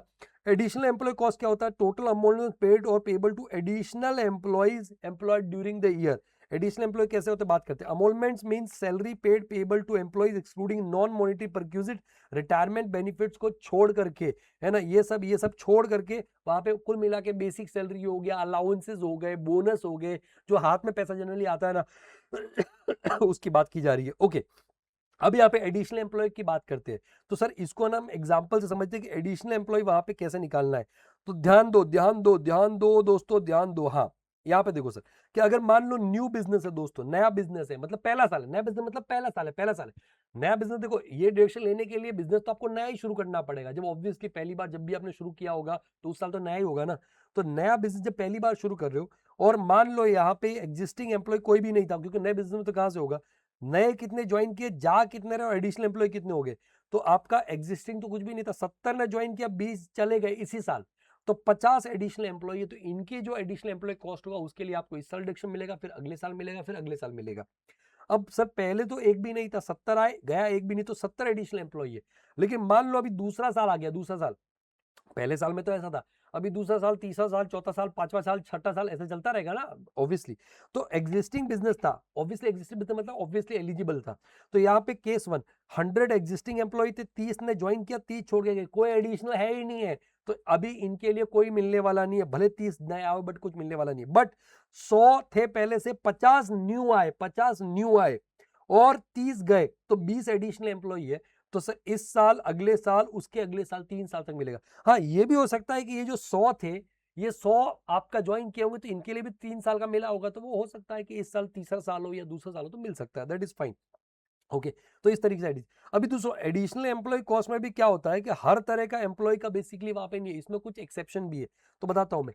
तो अगर वहां पे आपका टोटल एडिशनल थे एम्प्लॉय थे 350, फॉर एग्जांपल 350 एम्प्लॉय थे, टोटल 350 एम्प्लॉय थे, बट ऐसे एम्प्लॉय जिनका सैलरी पर मंथ 25,000 से ज्यादा है, क्योंकि सर अगर रिलायंस जैसी कंपनियां बात करोगे तो उधर तो करोड़ों की सैलरी वाले लोग बैठे हैं, और करोड़ों की सैलरी के हिसाब से 30% रिडक्शन अगर लेने जाएंगे तो रिलायंस से तो मजे हो जाएंगे, सरकार के तो सर लग जाएंगे। तो बोला कि नहीं, मैक्सिमम डिडक्शन तभी मिलेगा जब सैलरी मैक्सिमम उस एम्प्लॉय का 25,000 रुपए, मैक्सिमम मतलब छोटे एम्प्लॉयज के लिए, छोटे बिजनेस के लिए ज्यादा है। तो 25,000 से ज्यादा जिस एम्प्लॉय का सैलरी हो गया उसके लिए डिडक्शन नहीं मिलने वाला है। तो ऐसा एम्प्लॉय जिसका सैलरी 25,000 पर मंथ से ज्यादा है तो नहीं मिलने वाला है, तो उसको माइनस कर दो। दूसरा, अगर कोई कैजुअल एम्प्लॉय मतलब देखो लोग क्या कर सकते हैं डिडक्शन लेने के लिए, कैजुअल एम्प्लॉय रख सकते हैं, कॉन्ट्रैक्ट बेसिस पे रख सकते हैं, 3 साल उनको वहां पे डिडक्शन लिया फिर निकाल दिया। नहीं सर, आपको परमानेंट जॉब देनी है, सरकार का मकसद है लोगों को एम्प्लॉयमेंट दिलवाना। तो सर कैजुअल एम्प्लॉय मतलब जो आरपीएफ में पार्टिसिपेट नहीं करता, प्रोविडेंट फंड में पार्टिसिपेट नहीं करता है। और सर रेगुलर एम्प्लॉय कौन होगा? जो प्रोविडेंट फंड में पार्टिसिपेट करता है। इसीलिए आपने लोगों को सुना होगा ऐसे प्राउडली बोलते हुए कि भाई कंपनी में जॉब के सहारे मेरा तो पीएफ भी कटता है। इसका मतलब वो ऐसा बोलना चाहता है कि मैं परमानेंट हूं, समझा। तो कैजुअल एम्प्लॉय जो है ना वहां पे उनके लिए भी डिडक्शन नहीं मिलेगा। तीसरा, employed for less than 240 days in a year, 240 दिन से कम काम किया है, अगर पूरे साल में 240 दिन से कम काम किया है तो बेटा उनके लिए भी डिडक्शन नहीं मिलेगा। लेकिन अगर वो फुटवेयर इंडस्ट्री है, अगर वहां पे अपैरल इंडस्ट्री या लेदर इंडस्ट्री है, footwear apparel leather, footwear apparel leather, footwear apparel leather, तो उस केस में मेरे दोस्त वहां पे आपका 150 दिन, मिनिमम 150 दिन काम करना पड़ेगा साल में। और सर ऐसा एम्प्लॉय जिसके लिए पूरा का पूरा पेंशन में कंट्रीब्यूशन गवर्नमेंट कर रहा है तो उसके लिए भी डिडक्शन नहीं मिलने वाला। और अगर ऐसा एम्प्लॉय जिसको सैलरी कैश में, चेक कैश में पे की जा रही है, बेरर चेक में पे की जा रही है, क्रॉस चेक में, कैश में, बेरर चेक में, क्रॉस चेक में, मतलब अगर पेमेंट की जा रही है otherwise than by account pay, cheque account pay, draft ECS, तो उसके लिए भी डिडक्शन नहीं मिलने वाला है। ठीक है, तो यही देखो यहीं पे सारी चीजें लिखी हुई है कि ये तो हो गया, ये हो गया। Emolument paid otherwise than by account pay, account draft RTGS इनमें के पे किया है तो इनके लिए ऑब्वियसली डिडक्शन नहीं मिलने वाला है। दूसरा बेटा वहां पे एडिशनल एम्प्लॉय में कौन कौन नहीं आएगा, ऐसे एम्प्लॉय जिनका अमोलमेंट 25,000 पर मंथ से ज्यादा है, ऐसे एम्प्लॉय जिन्होंने 240 दिन से कम काम कर रखा है, बट अगर मैन्युफैक्चरिंग अपैरल या फुटवेयर या लेदर प्रोडक्ट्स में तो 150 दिन से कम काम कर रखा है। दूसरा, हाँ हालांकि इनके लिए अगले साल से डिडक्शन मिलना शुरू हो जाएगा, जो बेसिकली यहाँ पे आपका 240 150 अगले साल वहां पे पूरे साल काम करेगा तो मिलना शुरू हो जाएगा। ठीक है, employee does not participate in RPF, casual employee नहीं मिल रहे, और जिसका पेंशन में, तो मैंने एक वो जो बेसिकली दिया है ना, इसमें आपको समझ में आ जाएगा भाई क्या क्या एक्सक्लूड करना है। ओके, और आपका एडिशनल एम्प्लॉय कॉस्ट निकालो, उसका 30% डिडक्शन दे दो। तो क्वेश्चन से सर समझते हैं, वहां पे there is one question ATJJ के ऊपर, और बड़ा ही इंपॉर्टेंट क्वेश्चन है ये वाला है। Mister A has commenced the business of manufacturing computer 1 सितंबर 2025 को, he employed 350 new employees during the previous 25-26। The details of जो दे रखा है वहां पे, the regular employees participant recognise provident fund while the casual employ do not. ठीक है, compute the deduction is any if any available to Mr. A for assessment 26-27 if the profit and gains derived from, ये profit है और turn over है 10 करोड़ 16 लाख, मतलब इसको tax करवाना मतलब एलिजिबल है। ठीक है, इसके ऊपर मैं बाद में आता हूँ। तो देखो यहाँ पे वही वाला जो है ना, तो अभी जो मैंने आपको एग्जांपल डिस्कस करा था वही वाला है। 350 एम्प्लॉइज ने ज्वाइन किया है पूरे साल में 350 एम्प्लॉइज में। अब देखो 75 एम्प्लॉइज थे जिन्होंने 1 अप्रैल 25 को ज्वाइन किया, रेगुलर थे, 24,000 का सैलरी था, ये एलिजिबल है। लेकिन ये 125 एम्प्लॉय थे जो रेगुलर थे बट इनका सैलरी 26,000 पर मंथ था, तो 25,000 ज्यादा हो गया, तो ये 125 माइनस हो गए। दूसरा, 50 एम्प्लॉय थे जो कैजुअल थे और कैजुअल आरपीएफ में पार्टिसिपेट नहीं करते हैं, तो ये भी सर यहाँ पे इनके लिए भी डिडक्शन मिलने वाला नहीं है, भले सैलरी 25,000 से कम क्यों ना हो, तो 50 ये भी माइनस हो गए। 100 एम्प्लॉय थे जो कि रेगुलर थे, 24,000 सैलरी, सर ये तो एलिजिबल है नहीं बेटा। यहाँ पे तू देखेगा ना 1 सितंबर 2025 को ज्वाइन किया है तो 240 दिन से कम होगा, 240 दिन से कम होगा, है ना, 212 दिन ही शायद कुछ हो रहा है ऐसा। तो इन दैट केस बेटा वहां पे आपका क्या हो जाएगा, ये भी 100 माइनस हो जाएंगे, तो बचे ना यही 75 बच गए। 75 एम्प्लॉय, ये देख ये देख ये देख ये देख यहाँ पे वही है, 350 में से ये गया ये गया, ये देख 212 दिन है, तो ये 100 गया और ये दोनों तो है नहीं, बट फॉर्मेट के लिए मैंने लिखा हुआ है ताकि आप समझो, आपको एग्जाम में नहीं लिखना है। 75 एम्प्लॉय, अभी 75 एम्प्लॉयज को आप सैलरी देखोगे तो कितना मिल रहा है, 25,000 पर मंथ के, सॉरी 24,000 पर मंथ के हिसाब से मिल रहा है, और 1 अप्रैल 2025 को ज्वाइन कर लिया था, तो यहाँ पे इनके लिए हो जाएगा एम्प्लॉय एडिशनल एम्प्लॉय कॉस्ट कितना हो जाएगा, 75 24,000 12 month, 2 crore 16 lakh additional employ cost हो गया। डिडक्शन कितना होगा, 30% ऑफ एडिशनल एम्प्लॉय कॉस्ट, तो 30% 2 करोड़ 16 लाख ये हो गया। तो इनके लिए इस साल, अगले साल, उसके अगले साल भी मिलेगा। इनफैक्ट नेक्स्ट ईयर में ये वाले लोग हैं ना, क्योंकि 365 दिन काम करेंगे, तो नेक्स्ट ईयर में इनके लिए भी मिल जाएगा, और उनके लिए 3 साल अगले साल से काउंट होंगे। क्या सर अगले साल से दूसरा है तीसरा काउंट करोगे, अगले साल फर्स्ट ना, अगले साल फर्स्ट, फिर उसके अगले साल सेकंड और फिर थर्ड, मिलेगा 3 साल के लिए। ठीक है, ये चीज ध्यान रखना, बट अगले इनके लिए अगले साल से मिलेगा क्योंकि 365 दिन काम कर लेंगे। अब इसमें एक चीज और बोली गई वहां पे कि अगर मान लो, ये तो चलो डिडक्शन की बात होगी, आपको डिडक्शन निकालना है, अगर आप यहाँ पे टोटल इनकम पूछता, क्वेश्चन में क्या पूछता, टोटल इनकम, तो आपके पास में पीजीबी दे के लेट्स अज्यूम यही इनकम है और कुछ इनकम नहीं है, तो 75 में से दोनों रीजिम में, ऑप्शनल हो या डिफॉल्ट हो, दोनों रीजिम में ये वाला अमाउंट 6480 माइनस हो जाता, बचा हुआ एंटी आ जाता। सर इस क्वेश्चन में एक छोटा सा ट्विस्ट और है, what would be your answer if mister A has commenced the business of manufacturing of footwear, computer की जगह फुटवेयर का बिजनेस शुरू किया होता, तो सबसे पहले तो आपको एलिजिबिलिटी देखनी थी, उसके बाद में देखना था कि भाई कौन सा, तो यहाँ पे फुटवेयर वाले ये जो थे ना, ये लोग, ये 212 दिन काम किया था, ये भी एलिजिबल हो गए क्योंकि 150 दिन से ज्यादा काम कर रखा है। तो सर यहाँ पे इनके लिए भी एडिशनल एम्प्लॉय कॉस्ट निकालोगे तो 100 एम्प्लॉय इंटू 24,000 इंटू कितना मंथ, सितंबर अक्टूबर नवंबर दिसंबर जैन फेब एंड मार्च, 7 महीना। तो ये आपका यहाँ पे देखो, अगर वहां पे फुटवेयर वाला था तो 2 करोड़ 16 लाख तो था ही ऑब्वियसली, और सर यहाँ पे ये आ गया 3 करोड़ 84 लाख, और इसका 30% 1 करोड़ 15 लाख 20,000 डिडक्शन मिल जाए। कहानी में ट्विस्ट, अब अगर आपको टोटल इनकम निकालने को बोला जाए तो आपका प्रॉफिट तो 75 लाख का है, जीटीआई तो 75 लाख का है, अब दोनों रिजीम में आपका डिडक्शन 1 करोड़ 15 लाख 20,000 हो रहा है, it will be restricted to 75 lakh, है ना, बाकी आपका लैप्स हो जाएगा, इस साल को और डिडक्शन मिलने वाला नहीं है, तो ये थोड़ा सा दिमाग में रखना वहां पे। Okay, so that was basically आपका क्या था, ATJJA। फिर आता है ATQQB। ATQQB कैसी कैसी बुक्स, कैसी कैसी बुक्स, कैसी कैसी बुक्स, ऐसी वैसी नहीं है, कैसी कैसी बुक्स। अरे साइंटिफिक नेचर की, आर्टिस्टिक नेचर की, लिटरेचर नेचर की। अगर मैंने साइंटिफिक नेचर की या आर्टिस्टिक नेचर की या लिटरेचर नेचर की बुक्स बेसिकली लिखी है, उसके ऊपर मेरे को रॉयल्टी मिल रहा है, रॉयल्टी मिल रहा है, तो मुझे 80 क्यूक्यूब में डेक्स मिलेगा। लेकिन पहले तो इनकम टैक्सेबल होती है, या तो पीजीपी में टैक्सेबल हो सकती है, या फिर इनकम फ्रॉम अदर सोर्स में टैक्सेबल हो सकती है, या तो पीजीपी या इनकम फ्रॉम अदर सोर्स। तो सर यहाँ पे डिडक्शन सिर्फ किसको मिलेगा? रेसिडेंट इंडिविजुअल को। कितना मिलेगा? जो भी एलिजिबल रॉयल्टी जो रिसीव है वो, और मैक्सिमम 3 लाख रुपए। एलिजिबल रॉयल्टी निकालेंगे, हम बात करेंगे, बट जो भी एलिजिबल रॉयल्टी रिसीव और maximum 3 lakh, which ever is lower, maximum 3 lakh का। अभी एलिजिबल रॉयल्टी कैसे करोगे? तो अगर मान लो किसी को लमसम रॉयल्टी मिल रहा है, लमसम, लमसम है ना, लमसम रॉयल्टी मिल रहा है, तो जो भी अमाउंट रिसीव हुआ है एज रॉयल्टी और amount receive up to 30 September the assessment year in convertible foreign exchange. अगर आपको फॉरेन से रॉयल्टी आ रहा है, देखो इंडिया से रॉयल्टी आ रहा है तो ये तो आने वाला नहीं है, ये तो आने वाला नहीं है, इंडिया से रॉयल्टी आ रहा है, ठीक है, यही आएगा amount receive as royalty minus जो भी एक्सपेंसेस है वो कर दो वहां पे, बराबर है।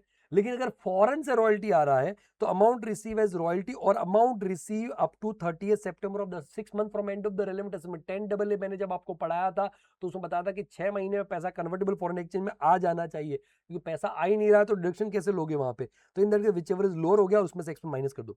और अगर लमसम नहीं है, अगर आपको बुक्स का परसेंटेज के हिसाब से मिल रहा है, तो जो भी बेसिकली आपका बुक सेल हुआ है, पब्लिशर के लिए जो भी सेल वैल्यू था उसका 15%, और अगर फॉरेन से आ रहा है तो 15% of sale value for the publisher, और amount receive up to 30 September the assessment in convertible foreign exchange which ever is lower, expenses minus कर दो, सीधी सी बात है वो डिडक्शन हो जाएगा, बट सिर्फ ऑप्शनल रिजीम में, ठीक है। Royalties earn outside India then deduction is allowed only if the such royalty amount is brought to India in convertible foreign exchange within 6 month from end of the relevant previous year और time allowed by RBI. दूसरा, यहाँ पे आपको royalty का deduction नहीं मिलेगा अगर वो टेक्स्ट बुक या स्कूल्स के लिए बना रहे हो, गाइड्स के लिए, न्यूज़पेपर पैम्पलेट्स के लिए, मतलब साइंटिफिक आर्टिस्टिक नेचर की बुक्स है ना, तो उन्हीं बुक्स के ऊपर लिटरेसी आर्टिस्टिक या साइंटिफिक नेचर की बुक्स के ऊपर। दूसरा सर एक आता है ATRRB, royalty from patent. Question पे एग्जांपल पे आ रहा हूं मैं, royalty from patent, royalty from patent, royalty from patent basically है अगर रेसिडेंट इंडिविजुअल है दोस्तों, रेसिडेंट इंडिविजुअल, कौन कौन कौन कौन, रेसिडेंट इंडिविजुअल है, तो उसे केस में डिडक्शन मिलेगा, जो भी रॉयल्टी रिसीव हुआ है वो, और maximum 3 lakh rupees which ever is lower. और सर यहाँ पे आपका जो लमसम वाला जो निकाला ना आपने, वैसे ही निकालना है, ये जो बेसिकली आपका जो रॉयल्टी रिसीव है वो वैसे ही करना है, लमसम वाले केस में सेम करना है, और सेम 6 महीने के अंदर फॉरेन से आ रहा है तो पैसा आ जाना चाहिए, ठीक है। अब इससे रिलेटेड एग्जांपल है, वो एग्जांपल देखना बेटा। यहाँ पे फॉरेन से रॉयल्टी लेकर के आ रहे हैं, royalty on artistic books from Russia, तो 80 क्यूक्यू बीकेसी बुक्स, आरआरबी में पेटेंट के ऊपर है, ₹5 लाख का रॉयल्टी आ रहा है रशिया से, एक्सपेंडिचर इनकम 50,000 रुपए, तो 4 लाख रिसीव हुआ है up to 30 September of the assessment year, convertible foreign exchange में इतना ही पैसा है। Compute NTI of mister Soni for assessment 26-27 optional regime में। तो देखो सबसे पहले या तो पीजीपी में टैक्सेबल हो गया, अदर सोर्स में, तो रॉयल्टी 5 लाख, खर्चा आपका 50,000 था, वो माइनस किया तो ये आपका इनकम फ्रॉम अदर सोर्स में या पीजीपी होगा, डिडक्शन तो मिलेगा ना आपको, दोनों में मिलता है, अदर सोर्स में मिलता है, पीजीपी में मिलता है।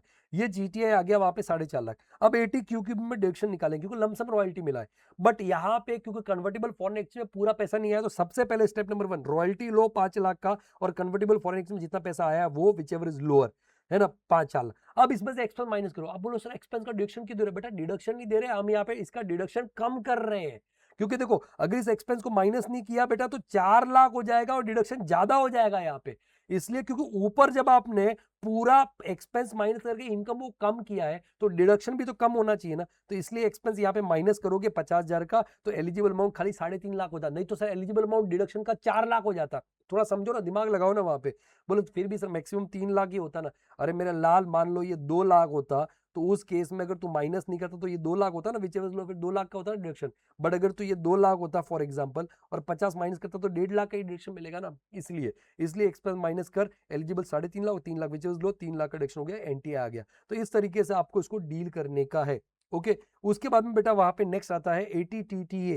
ATTTA डिडक्शन वहां पे interest on saving bank account, interest on what saving, मैंने बहुत डिटेल में चैप्टर करवाया है, क्वेश्चंस के साथ में, एग्जांपल्स के साथ में, जहां जहां पॉसिबल हो सकता था, ठीक है। Interest on saving account, interest on saving account eligible सबसे खाली individual HUF, non resident senior citizen को यहाँ पे ATTTA में ही मिलेगा, रेसिडेंट सीनियर सिटीजन को यहाँ नहीं मिलेगा, नॉन रेसिडेंट सीनियर सिटीजन को यहीं पे मिलेगा ATTTA में, individual and HUF including non resident senior citizen, बराबर है।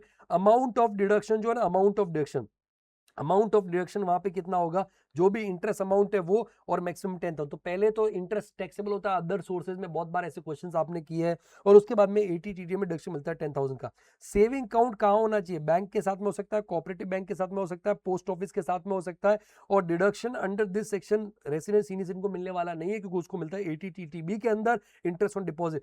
फर्क यह है कि 80 TTB में खाली interest on saving bank account मिलता है, चाहे वो बैंक में हो या पोस्ट ऑफिस में हो, लेकिन 80 TTB में वहां पे खाली रेसिडेंट सीनियर सिटीजन को इंटरेस्ट ऑन सेविंग बैंक मिलेगा, इंटरेस्ट ऑन FD मिलेगा, इंटरेस्ट ऑन RD भी अगर है तो उसका भी डिडक्शन मिलेगा। पहले वो टैक्सेबल हो जाएगा, बाद में डिडक्शन मिलेगा फ्रॉम बैंक और कोऑपरेटिव बैंक और पोस्ट ऑफिस।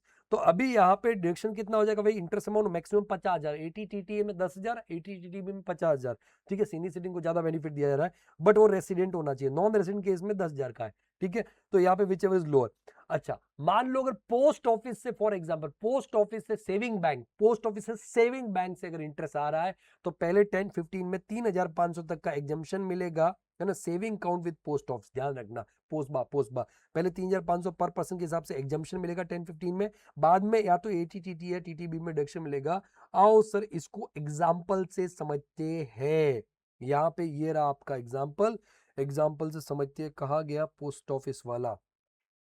आ जाओ आ जाओ आ जाओ आ जाओ आ जाओ आ जाओ आ जाओ आ जाओ आ जाओ आ जाओ, ये रहा मिस्टर उमंग रेसिडेंट। एक मेरा स्टूडेंट बेसिकली अजमेर में था, उमंग, उसे खूब मजे लेता रहता था, उसके नाम के एग्जांपल आपको मिलेंगे काफी सारे। Mister Umang resident age 20 years and miss Umangi resident age 62 years. Resident senior citizen उसकी लुगाई हो सकता है, प्यार अंधा होता है, बहरा भी होता है, और कभी कभार तो सर जाने तो बहुत कुछ होता है। Having joint saving account in post office, ठीक है, post office, interest during the previous 16,000 दोनों का मिला करके, तो 8,000 उमंग का, 8,000 उमंगी का। तो अगर ये आप यहीं पे माइनस करना चाहते हो, 7,000 का एग्जम्पशन माइनस कर दोगे, उसके बाद में बांट दोगे, या अलग अलग एग्जम्पशन देना तो अलग अलग दे सकते हो। Compute NTI of mister Umang and missus Umangi for assessment 26-27। अगर इंटरेस्ट ऑन FD भी आ रहा है SBI से 60,000 रुपए का, उमंग के लिए 80,000 मिसेस उमंगी का। तो अभी पहले तो उमंग की बात करते हैं। उमंग जो कि रेसिडेंट है, सीनियर सिटीजन नहीं, तो इंटरेस्ट ऑन FD आ गया अदर सोर्स में 60,000, और इंटरेस्ट ऑन पोस्ट आ गया 8,000। मैंने अलग अलग कर दिया, फिर 3,500 का एग्जम्पशन दे दिया, क्योंकि post office saving bank account है। तो यहाँ पे 4,500 आ गया, 64,500, और 80 TTA में डिडक्शन मिलेगा खाली सेविंग बैंक, खाली सेविंग बैंक का। और वो क्योंकि 4,500 तो मैक्सिमम 4,500 और 10,000, विच एवर इज लोअर, 4,500 60,000 का एंटी आ गया। लेकिन उमांगी केस में कहानी थोड़ी सी अलग हो, क्योंकि उमांगी कौन? रेसिडेंट सीनियर सिटीजन, तो उसको 80 TTA में नहीं था, बट पहले तो टैक्सेबल होगा। इंटरेस्ट ऑन FD 80,000, और पोस्टबा से जो आया उसमें से 3,500 का एग्जम्पशन तो देना ही देना है वहां पे, तो 4,500, 84,500। अब क्योंकि ये रेसिडेंट सीनियर सिटीजन, इसको 80 TTB में मिलेगा, और पूरा इंटरेस्ट, हाँ, FD वाला भी और सेविंग बैंक वाला भी, 84,500 50,000, विच एवर लोअर 50 मिलेगा, 34,500 एंटी आएगा। अगर ये मान लो उमांगी नॉन रेसिडेंट सीनियर सिटीजन होती, नॉन रेसिडेंट सीनियर, तो इसको भी फिर 80 TTA में ही मिलता, और वो फिर 4,500 और 10,000, विच एवर इज लोअर कितना, 4,500 ही मिलता। ये चीज ध्यान रखना है। Miss Umangi non resident senior citizen, maximum deduction 80 TTA में कितना हो जाएगा? 4,500। तो 1 घंटा 40 मिनट में मैंने पूरा का पूरा चैप्टर 6 से deduction with very important question and very important example करवा दिया है। फटाफट देख डालो प्लीज, अभी कमेंट करके जाना। देख देख देख, ऊपर वाला सब देख रहा है, मैं मेहनत कर रहा हूं, तो इतना भी मेहनत नहीं करेगा तो मैं ये तो नहीं बोलूंगा पाप लगेगा, लेकिन यार लगेगा तो सही ना यार, लगेगा तो सही ना। ऊपर वाला देख देख रहा है, देख रहा है, देख रहा है, देख देख रहा है। प्लीज प्लीज प्लीज, बिना कमेंट किए मत जाना, बिना कमेंट किए मत जाना, वीडियो को बिना लाइक किए मत जाना, और शेयर जरूर करना। थोड़ा सा आपका सपोर्ट मेरे लिए बहुत बड़ा सपोर्ट हो जाएगा दोस्तों। तो आज के लिए इतना ही। अपना अपना ख्याल रखिए, स्वस्थ रहिए, सुरक्षित रहिए, पढ़ते रहिए, पढ़ाते रहिए। पढ़ेगा इंडिया तभी तो आगे बढ़ेगा India. Till then take care, good bye, जय हिंद, thank you so much. PDF Telegram में जाके ले ले, और बुक्स ऑर्डर करना है तो उसका भी लिंक है, कर सकता है। All the very best, God bless you all.